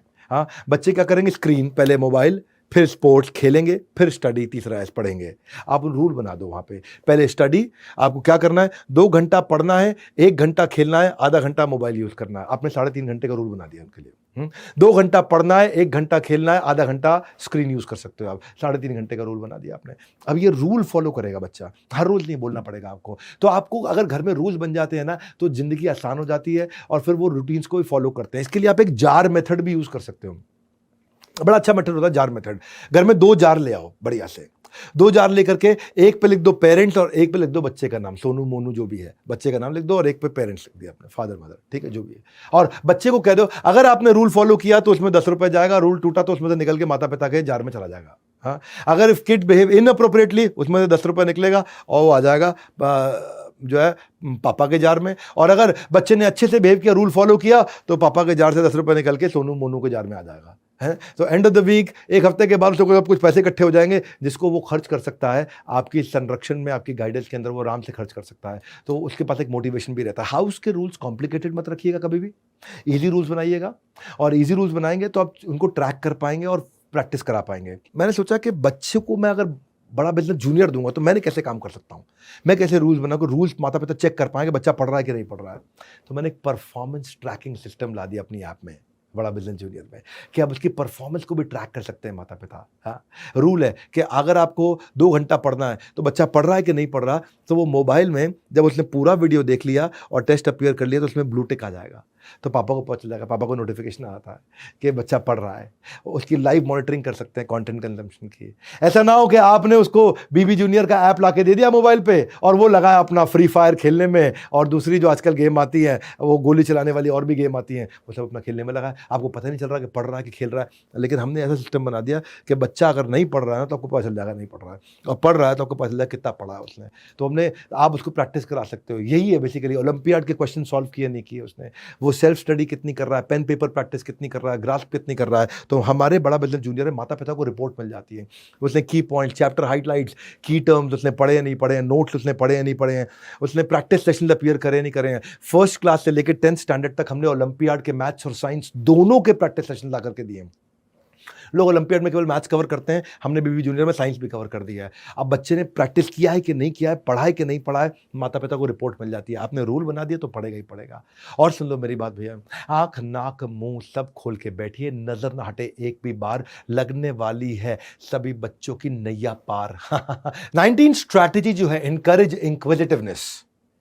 सवाल बच्चों के मन में बहुत होते हैं और कैसे आप उससे उनकी ग्रोथ पे उनको लेके जा सकते हो। जिंदगी में उत्तर सही तभी मिलेगा जब प्रश्न ठीक हो, और बच्चों को सही प्रश्न पूछना आ गया और आपने सही उत्तर देने शुरू कर दिए। पॉजिटिव सोल्यूशन ओरिएंटेड क्वेश्चन, आप पूछो वो जवाब दे, वो पूछे आप जवाब दो, आप पूछो वो जवाब दे, वो पूछो आप जवाब दे, वहीं से बच्चा बिल्ड होता है। और डायरेक्शन ठीक दे दो क्वेश्चन की। For young children quite literally seeking explanation, वो उनके लिए डीप रूटेड डिजायर होती है। जितनी उनको खाने की जरूरत है, पीने की जरूरत है, उतनी उनको सवालों के आंसर की जरूरत होती है। जितनी उनको भूख होती है ना खाने की, उतनी ज्यादा जरूरत होती है कि उनको उनके कोई क्वेश्चन का आंसर दे दे। बच्चे का ब्रेन और ऐसे डिजाइन होता है कि वो सब इंफॉर्मेशन एब्जॉर्ब कर सकता है। जितनी ज्यादा आप इंफॉर्मेशन दे दे सब एब्जॉर्ब कर लेगा। आपको मालूम नहीं है, साइंस ने प्रूव किया है। पर आयरनी क्या है, बच्चों को डिस्करेज कर दिया जाता है। बेकार का सवाल मत पूछ, एक फालतू सवाल मत पूछ। मेरी बात सुनिए, आपके पास आंसर नहीं है, सवाल फालतू नहीं होते, उनको बस डायरेक्शन देनी थोड़ी थी। इसको बोलते हैं HOTS, higher order thinking skill. HOTS, HOTS, higher order thinking skill. और वो क्वेश्चन पूछना ना बच्चे के IQ को दर्शाता है, कितना अच्छा IQ है इसका। आप उसके IQ का पूरा फायदा उठा सकते हो, क्योंकि ये प्रूव कर रहा है कि वो अलग अलग एंगल से एक चीज को समझने की कोशिश कर रहा है। अगर उसके मन में सवाल आ रहे हैं तो बच्चों के साथ टाइम स्पेंड करिए सवाल जवाब पे। ये उनको नई डिस्कवरीज में, उनको डिसीजन मेकिंग को पॉलिश करने में उनको जिंदगी भर मदद करता है। एक बच्चों के जो सवाल होते हैं वो जब वो नॉलेज को प्रोसेस करने में आपके उत्तर से उसको बहुत मदद मिलती है। वो इन गैप्स को खत्म करके अपनी सेल्फ एस्टीम को बड़ा कर पाता है। और अगर बच्चों ने सवाल पूछना बंद कर दिया ना, वो इसलिए बंद कर दिया क्योंकि फियर ऑफ जजमेंट है। उनके सवालों पे उनको डांटा गया है, उनको उनके सवालों पे नीचा दिखाया गया है। इसलिए उनको कभी जज मत करिए, रिडिक्यूल मत करिए, बिल्कुल भी। कोई सवाल पूछे वो बात करिए। आपको पता है एक साइंस के सर्वे के हिसाब से चाइल्ड साइकोलॉजी में क्या बताया गया है कि कौन से बच्चे को आप बताया गया कि वो बहुत अच्छा बिल्ड होगा? वो बच्चा जिसके एक दिन में एवरेज 73 क्वेश्चंस का आंसर दिया हो माँ बाप ने। इम्पॉसिबल लग रहा है ना आपको? 73 के आप 3 क्वेश्चन का आंसर नहीं देते। लेकिन ऐसा बताया गया है कि वो बच्चा अनप्रेसिडेंटेड ग्रोथ दिखाएगा सबके मुकाबले, जिसके एक दिन के अंदर 24 घंटे में 73 प्रश्नों का उत्तर दिया जा रहा हो। ये स्टडी बता रही है। This is called parenting boss, this is called parenting. जो कंटेंट दे रहा हूं ना कहीं मिलेगा नहीं आपको, इंटरनेट के यूनिवर्स पे अवेलेबल नहीं है ये। रिवॉर्ड करो बच्चे को उसके क्वेश्चन पे, उसको बोलो क्या बड़ा great question you asked, I am glad you asked this question, a very good question, ओ शाबाश, ओ क्या पूछ रहे हो, क्या बात पूछी यार, ओ मजा आ गया। ये करो तो बच्चा और पूछेगा तो और आप इन्वॉल्व हो, थोड़ा टाइम देना पड़ेगा। 4 प्रकार के पेरेंट होते हैं, अथॉरिटेरियन, परमिसिव के अलावा होते हैं डेमोक्रेटिक और निग्लेक्टफुल। 4 प्रकार के पेरेंट्स होते हैं, याद रखिएगा हमेशा भी आप। अथॉरिटेरियन कौन से हैं? जैसा बोला वैसा करो, बहस मत करो। अगर बच्चों के भविष्य को उज्जवल बनाना ना, तो तानाशाही की प्रवृत्ति खत्म कर दो बच्चों के साथ में। अथॉरिटेरियन, अथॉरिटी, जो बोला है वो करो। परमिसिव, ये बेकार पेरेंट है, ये क्या है? जो करना है करो। परमिसिव, जो करना है करो। बच्चों की मेमोरी में रहना ना कल को, तो आज उनकी जिंदगी में रहना पड़ेगा आपको। अगर आप चाहते हो कि बच्चे आपको याद करें आपके बुढ़ापे में, तो आज आप उनको याद करो अपनी जवानी में। और तीसरे होते हैं डेमोक्रेटिक, अप्रिशिएटिव। ये बहुत बढ़िया पेरेंट। ये डेमोक्रेटिक, मिल बांट के बच्चों की सुनते हैं, बच्चों को सुनाते हैं, मिल बांट के रिश्ता बनाते हैं। कदम कदम पर बच्चों का आत्मविश्वास बढ़ाओगे तो आप दुनिया के सर्वश्रेष्ठ माता पिता कहलाओगे। और फिर है चौथे निग्लेक्टफुल। इनको मालूम ही नहीं बच्चा क्या कर रहा है, कहां जाके सुल्फा, सिगरेट, शराब क्या पी के आ रहा है, क्या करके आ रहा है, गांजा मार के आ रहा है, इनको मालूम ही नहीं। ये निग्लेक्टफुल है, इनको पता ही नहीं बच्चा क्या कर रहा है। बच्चों की परवरिश में अगर आप समय नहीं बिताओगे तो दुनिया के लापरवाह माता पिता कहलाओगे। 4 में से डेमोक्रेटिव और अप्रिशिएटिव, जो बच्चों के साथ इन्वॉल्विंग पेरेंट हैं, वो सबसे बढ़िया होते हैं। और मैं भी क्वेश्चन की गेम्स खेलता हूं बच्चों के साथ में, और मैं अपने दोस्तों को भी सजेस्ट करता हूं क्वेश्चन की गेम्स खेलें। आपको सजेशन दे देता हूं। कुछ अम्ब्रेला टॉपिक होते हैं, सीधा एनिमल पे, सीजन पे, फ्रूट पे, कंट्री पे, फिल्म पे, world largest, world smallest, world longest, इस पे चर्चा करो बच्चों से। ये स्पेसिफिक टॉपिक उठा लो, कुछ कुत्तों पे, पोलर बेयर पे, मैंगो पे, पेरिस पे, किसी पे भी 5 सवाल आप पूछो बच्चे से, 5 वो पूछे। अगले दिन की एक्टिविटी दे दो, वो भी रिसर्च करके आएगा। और स्कोर कर लो, किसने ज्यादा अच्छा सवाल पूछा, किसका आंसर ठीक है, किसका आंसर गलत है। देखो इजी करता हूं, चलो मैं आपको एग्जाम्पल देता हूं। आम पे सवाल कर लो बच्चों से, उसे बोलो अपने बेटे को कि भाई मैंगो में कौन कौन से विटामिन है। एक सवाल पूछ लो तो वो अपना रिसर्च करके बताएगा मैंगो में विटामिन ए है, सी है, ई है। या मैंगो से क्या 5 चीजें बन सकती हैं, तो वो अपना सोच के बताया मैंगो से आम का अचार बन सकता है, आम के जैम बन सकता है, आम की चटनी बन सकती है, आम का पापड़ बन सकता है, अमचूर का पाउडर बन सकता है, आम रस बन सकता है। या फिर मैंगो कहाँ उगता है हमारे देश में, तो वो भी अपना लगा। उत्तर प्रदेश में उगता है, महाराष्ट्र में उगता है, कर्नाटका में, गुजरात में, वेस्ट बंगाल में। या 5 तरह के मैंगो कौन से हैं, अब वो भी अपना रिसर्च करने में लग जाएगा, पड़ेगा 5 तरह के कौन से। आप अल्फांसो तो पता है मुझे, दशहरी लंगड़ा पता है, उसको और नहीं पता मुझे। तो आप बताओ, उसको आम्रपाली होता है, तोतापरी होता है, बादामी आम होता है, मालदा आम होता है। हाँ, या अब जो आम किस किस रंग में आते हैं, आम तो येलो ही आता नहीं, आम हरा भी आता है, आम लाल भी आता है। हाँ।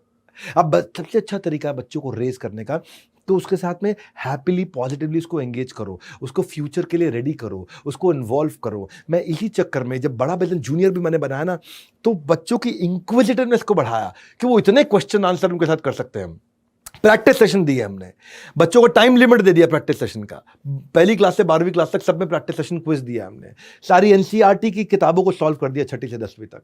हायर ऑर्डर थिंकिंग स्किल दिया हमने पहली से 10वीं क्लास के लिए। Sample paper, worksheet for practice, formula master, math formula master, IIT foundation question, 6ठी 7वीं 8वीं 9वीं क्वेश्चन बैंक। हमने 1 लाख क्वेश्चन का क्वेश्चन बैंक दे दिया कि बच्चों की इंक्विजिटिवनेस को हम बिल्ड करें। सीबीएसई पैटर्न के एमसीक्यू दे दिए, मल्टीपल चॉइस क्वेश्चन। वर्कशीट दे दिया, उसमें ग्रीन और red fill in the blank है उसके अंदर। और तो और 15 दिन के अंदर हम लोग आज का डाउट फीचर लेके आ रहे हैं। कुछ भी क्वेश्चन बच्चा हमसे भी पूछेगा तो हम उसको आंसर दे सकते हैं आज का डाउट में आकर के। बड़ा बिजनेस जूनियर का आपको बता चुका हूं मैं 2-3 बारी के इनॉग्रल ऑफर चल रहा है। 7,999 में दे रहे हैं। कुछ दिनों में इसका प्राइस बढ़ने वाला है, 1 हफ्ते बाद इसका प्राइस बढ़ जाएगा। जिस भी आप देश में जहां भी हैं, हमारे किसी चैनल पार्टनर से, आईबीसी से या हेड ऑफिस में बोर्ड लाइन नंबर पे फोन करके आप ले सकते हैं। अब बड़ा बिजनेस जूनियर, फिर से कह रहा हूं वैसे आप कि ये कंटेंट है दमदार, ध्यान से बैठो, बस थोड़ा समय और करना है पार। हम अब तक 19 स्ट्रैटेजीज कवर कर चुके हैं, 2 बची हैं, 20वीं और 21वीं। 20वीं है channelise the dopamine rush. Dopamine rush क्या होता है? ये डोपामिन रश होता है कि हैप्पीनेस का हार्मोन होता है। हमारी बॉडी में एक हार्मोन होता है जो हैप्पीनेस के टाइम पे सेक्रेट होता है। जब आदमी खुश होता है तो वो हार्मोन आता है, डोपामिन आता है। वो तो डोपामिन रिलीज होता है। मोटिवेशन क्या है? मोटिवेशन मतलब motive plus action is motivation. Motive कि मुझे ये इसलिए करना और एक्शन करना शुरू कर दो इज मोटिवेशन। तो डोपामिन डिसाइड करता है कि बच्चा ये काम करेगा कि नहीं करेगा, बच्चा पढ़ेगा कि नहीं पढ़ेगा, बच्चा इस समय तैयारी एग्जाम की करेगा कि नहीं करेगा। बच्चा वही काम करता है जो करने में से खुशी मिलती है। सिंपल मुद्दा है, बस खत्म। बच्चा वही करेगा जो करने में खुशी मिलती है। क्या आप कुछ ऐसा कर सकते हो कि उसको खुशी मिलने वाले अच्छे काम करा दो? उसको जिस काम में खुशी नहीं मिलती, चाहे कितना भी जरूरी हो, वो नहीं करेंगे। वाइस वर्सा, जिस काम में खुशी मिलती हो चाहे वो कितना ही खराब हो, हम फिर भी करेंगे। शराबी है, कितना ही खराब क्यों ना हो शराब पीना, वो फिर भी शराब पिएगा क्योंकि उसको खुशी मिलती है, डोपामिन। शराबी को पता है शराब सेहत के लिए ठीक नहीं है, लेकिन फिर भी उसको खुशी मिलती है इसलिए पिएगा। बच्चे के साथ भी ऐसा ही, जिस टास्क को करने में उसको सेंस ऑफ अचीवमेंट फील होती हो। देखो, जब बच्चे खेल रहे होते हैं ना दूसरे बच्चों के साथ, तब बैठ के टीवी नहीं देखते क्योंकि उसमें उनको ज्यादा स्वाद आ रहा होता है। टीवी का स्वाद कम है, आपस में बच्चों को खेलने का स्वाद ज्यादा है ना। तो जो ऊंचा स्वाद है वो दे दो उसको, और ऊंचा स्वाद जो सही डायरेक्शन का हो। आप नहीं दोगे तो कहीं ना कहीं से निकाल के ले ही आएगा। सुन लो सुन लो सुन लो, आप नहीं दोगे तो किसी ना किसी दोस्त के साथ कोई ना कोई स्वाद ढूंढ आएगा। वो गलत वेबसाइट्स पे चला जाएगा, वो गलत संगत में चला जाएगा। उसको स्वाद चाहिए, उसको डोपामिन चाहिए, उसको हैप्पीनेस चाहिए। ढूंढो कि क्या दे सकते हो आप उसको। वो एक्टिविटीज में इन्वॉल्व करो जो उसकी प्रगति भी कराती है और सेंस ऑफ हैप्पीनेस भी देती हो। मोबाइल छीन लो उससे, मोबाइल छीन लो बस। हाँ, कितनी माओं को देखा है मैंने, हर समय बच्चों को दुश्मन बन जाती है। मोबाइल छीन लो उससे। मैं बोल रहा हूँ इसी मोबाइल में उसको पॉजिटिव डोपामिन दे सकते हैं हम। जैसे मेरे एक दोस्त का बेटा था, उसको शिनचैन देखना था, हर समय शिनचैन। अब शिनचैन जो है ना, ये एक ऐसा कार्टून है जो कि गाली गलौच और माता पिता से बदतमीजी सिखा लेता था। बहुत दिक्कत होती थी। अच्छा, उस बच्चे का मन था यूकेलेले प्ले करने का। यूकेलेले होता है छोटा गिटार, बच्चों का गिटार। तो यूकेलेले का हमने कोच लगाया उसको, और जितने बजे शिनचैन आता था शाम को 6 से 8, हमने बोला कि भैया ये यूकेलेले सिखाने वाले मास्टर जी 6 से 8 ही आ सकते हैं, बता तुम्हें शिनचैन देखना है यूकेलेले सीखना है? बोला यूकेलेले सीखना है। शिनचैन छूट गया उसका, हायर टेस्ट दे दिया, डोपामिन, खत्म बात। Engage him in some activity. उससे छीनना नहीं है, उसको कुछ और पकड़ाना है। ये मेरा मेन मुद्दा है। चाहे वो स्पोर्ट्स में हो, म्यूजिक में हो, गाने में हो, डांस में हो, आर्ट एंड क्राफ्ट में हो, हाउस होल्ड कोर्स के अंदर हो, उसको कोई planting, gardening, playing, mindful act कुछ तो कराओगे आप। छीनना नहीं है, देना है। यही कृष्ण ने सिखाया गीता के अंदर। विषयाविनी वर्तन्ते निराहार सिद्धे हिनम रसवर्जम रसोपस्य परम दृष्टवा निवर्तते। When you give a higher test he will discard the lower one. एक आदमी को होंडा सिटी और मारुति ऑल्टो दोनों दे दो तो वो होंडा सिटी ले लेगा, ऑल्टो छोड़ देगा। समझ में आ रही मेरी बात? आप अगर उसको होंडा सिटी और मर्सिडीज दे दो तो मर्सिडीज ले लेगा, होंडा सिटी छोड़ देगा। हायर टेस्ट को आदमी पकड़ता है, लोअर को छोड़ देता है। वही मेन मुद्दा है। हायर टेस्ट उसको काम का ऐसा कैसे दें। हाँ, और गेमिंग का डिसऑर्डर हो जाता है, और इतने भयंकर डिसऑर्डर होते हैं गेमिंग के। WHO कहता है गेमिंग डिसऑर्डर में 2018 का उसका एक वर्जन है, मेडिकल रेफरेंस बुक ICD में आता है, कि अगर बच्चा बिल्कुल गेम नहीं छोड़ पा रहा है, बहुत एग्रेसिव हो गया है, उसको नींद के अंदर भी गेम याद आ रहा है और स्कूल के अंदर भी छोड़ के भाग जाता है और डिस्पाइट सारी प्रॉब्लम के वो गेम खेलता है और आपकी थप्पड़ खाने के बाद भी खेलता है, छुप के भी खेलता है, बाथरूम में जाके खेलता है, हर समय खेलता है, अब उसको थेरेपिस्ट की जरूरत पड़ने लग गई है क्योंकि आपने उसको रिप्लेस नहीं किया। छीनना नहीं है, रिप्लेस करना है, डोपामिन देना है उसको, वो चीज दो जिसमें उसको एक्साइटमेंट बिल्ड हो। हाँ, passion oriented content, TV mobile remote छीनने की बात नहीं कर रहा हूं, पैशन ओरिएंटेड कंटेंट दे दो उसको जिसमें उसका पैशन, उसके स्किल को पहचानो। हमने ये जब हमने प्रॉब्लम देखी कि बच्चे पढ़ना नहीं चाहते हैं तो हमने 10,000 गेम्स डाली हैं बड़ा बिजनेस जूनियर में। देखा जब बच्चे नहीं खेलना चाह रहे, पढ़ना नहीं चाह रहे तो ब्रेन जिम डाल दिया, ब्रेन जिम हमने बीबी जूनियर में। जब बच्चों की 10,000 गेम्स डाल दी जो कि पढ़ाई की गेम्स हैं, तो माता पिता भी सबने बीबी जूनियर लेना शुरू कर दिया और बोला बच्चे इस पे गेम खेल लो, आप बीबी जूनियर पे खेल लो। इंटरनेट बंद कर दिया उनका, तो उसमें ऑफलाइन खेल लेता है वो। न्यू एज पेरेंटिंग टिक, अगर आप सारी टेक्निक सीख ली तो सारे दिमाग के जो है ना कपाट खुल जाएंगे। और ऐसे नहीं बोलता हूँ उसको, ऐसे बोलता हूँ दिमाग के खुल जाएंगे कपाट, बच्चों के बीच में हमेशा रहोगे सम्राट। दिमाग के खुल जाएंगे कपाट, बच्चों के बीच में आप रहोगे सम्राट। आखिरी स्ट्रैटेजी 21वीं, टीच देम बजटिंग। बच्चों को ना कहते हैं कि बचपन में जो आदत डल जाए ना वो जीवन भर रहती है, तो क्यों ना बच्चों को छोटी उम्र से ही पैसों को बचाने के गुण सिखाए जाएं, बजटिंग सिखा दें, मनी मैनेजमेंट सिखाएं। माता पिता का सबसे अहम रोल होता है इसमें। अगर बच्चों को शुरुआत से ही अपने पैसों की अहमियत के बारे में समझाया तो उनको फाइनेंशियल प्लानिंग और बजटिंग सीख जाते हैं वो। वही अगर माता पिता बच्चों को मनी मैनेजमेंट के गुण नहीं सिखाए तो बाद में समस्याएं झेलनी पड़ती है। पर ज़्यादा परेशानी तब खड़ी होती है जब वो नौकरी की शुरुआत करता है और कर्ज के जाल से बचने के लिए मनी मैनेजमेंट सीखना जरूरी है, वो जो कुछ नहीं सीखा होता। इसलिए उसको शुरुआत से ही उसकी दिलचस्पी पैसों के जोड़ घटाव के अंदर बिल्ड करनी शुरू करिए ताकि वो पैसों का जमा घटा सीखे। उसको अपनी देखिए पारिवारिक स्थिति के अनुसार, उम्र के हिसाब से उसको पैसों की सीमा तय करके उसके साथ सिस्टम बनाइए। बच्चों को एक पिगी बैंक ला के दीजिए, उसको बताइए इसमें जो पैसे डालोगे वो उसी के होंगे। हर महीने उनको एक पॉकेट मनी दे और वो अमाउंट पिगी बैंक में डालें और धीरे धीरे बढ़ता देख करके बच्चा इससे खुश भी होगा और खेल खेल में बचत की गुण भी सीखेगा। उसको बता दो तुम्हें जो भी खरीदना है, तुम्हारे पास बजट है हर महीने का, इसी में से खरीद सकते हो, इससे ज़्यादा नहीं खरीद सकते। तो अब अगर उसको पता है कि भाई मेरे पास मेरे बजट में इस समय 2,000 पड़े और मेरे को इस समय ये टॉय खरीदना है 4,000 का है, तो वो 1 महीना वेट करना सीख जाएगा। ये बहुत बड़ी बात है। वो आपके सामने मॉल में जाकर के जमीन पर लेट नहीं जाएगा, मॉल में जाकर के हर एक चीज का प्राइस पड़ेगा, अपने उसको खुद देखेगा कि भाई मेरे पिग्गी बैंक में कितने पैसे हैं, 2,000 है, अगले महीने मुझे 2,000 और मिलने हैं, 4,000 होगा, अगले महीने के अंत में खरीद लूंगा और वो खुशी खुशी वापस लौट के आएगा। मैंने होते हुए करते हुए देखा है बच्चों के साथ में। ये बच्चों के लिए बजट सेट करें, उसको बताएं कि वो एक दिन में कितना खर्च कर सकते हैं, एक महीने में कितना खर्च कर सकते हैं। छोटी मोटी चीज वो अपनी पॉकेट मनी से लेना सीखेगा, उसके लिए गोल सेट करिए। और अगर पैसे वो कम पड़ रहे हैं अपने आप जब वो रुकने लगेगा ना, तो अब आप इतना खुश होंगे मन से कि बच्चा अपने इमोशंस को कंट्रोल कर पा रहा है। उसको सिखाइए इच्छा और जरूरत का डिफरेंस, इसको बोलते हैं नीड और वांट का डिफरेंस। इच्छा तो कुछ भी हो सकती है, मुझे फरारी चाहिए, लेकिन मुझे जरूरत किस चीज की है। जब बच्चा ये ट्रेन हो जाता है ना इच्छा और जरूरत के डिफरेंस में, बहुत बड़ी बात है ये। बड़े बड़े माँ बाप नहीं हो पाते इच्छा और जरूरत के डिफरेंस पर ट्रेन, आप खुद भी होइए। उसके खर्च करने की आदत पे आप नजर रखिए। बच्चे से कहेंगे वो तय करे कि वो किस चीज पर खर्च करेगा और इच्छा और जरूरत साथ साथ सिखाते जाइए उसको। और अच्छा अगर उसने पैसा बचा लिया तो उसको इंसेंटिव दीजिए, कुछ 200 रुपये एक्स्ट्रा दे दीजिए उसको।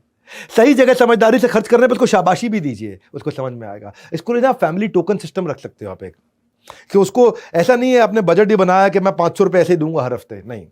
उसके लिए भी एक आपको गेम बताता हूँ, उसके लिए गेम खेलिए, ऐसी सफल गेम बता रहा हूँ, गेम चेंज हो जाएगा। बच्चे का व्यवहार पूरा बदल जाएगा रातों रात। रातों रात नहीं तो कम से कम आप ये पक्का कह सकता हूँ कि 2.5 महीने में उसका व्यवहार बदल जाएगा। 75 दिन के अंदर बहुत होते हैं, 75 साल की जिंदगी में 75 दिन में आप बच्चे को चेंज कर सकते हैं। अगर सीखना चाहते हैं ध्यान से सुनिए, आखिरी गेम बताने जा रहा हूँ आपको। एक टोकन का, किसी भी बाजार खिलौने के स्टोर से टोकन ले आइए। टोकन पर नंबर लिखे होंगे 1 2 3 4 5 10, तो 1 2 5 10 20 50 100 ऐसे लिख लीजिए। अब वो टोकन मतलब हो गया रुपया।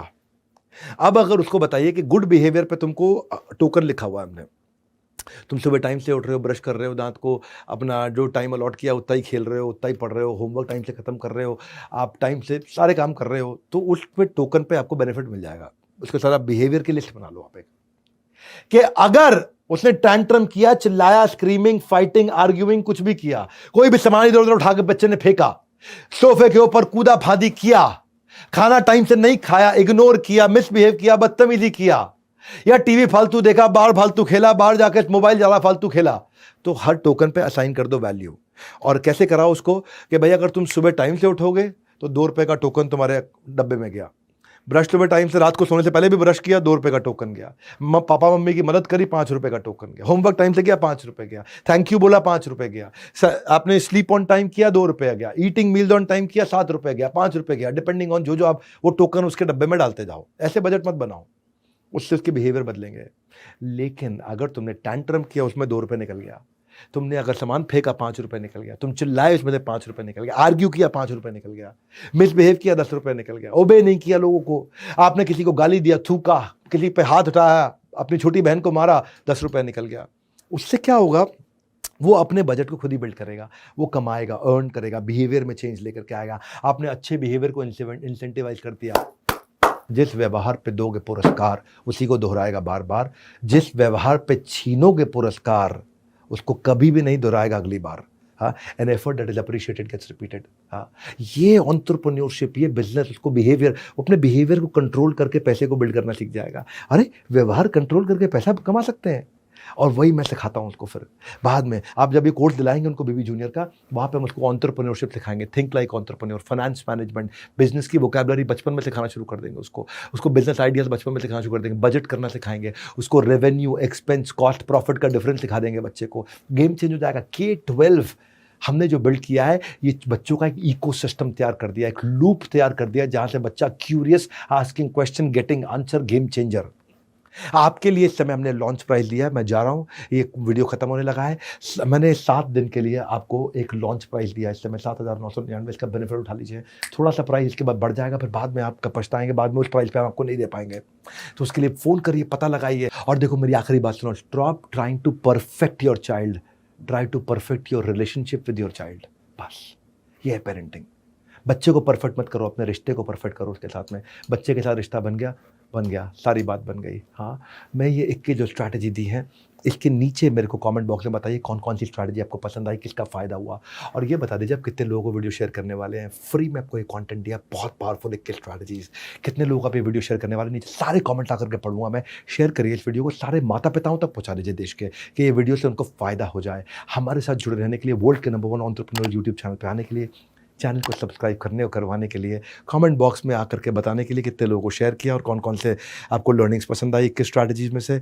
आप सबका हृदय की गहराई से, मुस्कुराहट के साथ, प्रेम पूर्वक, विनम्रता के साथ बहुत बहुत धन्यवाद।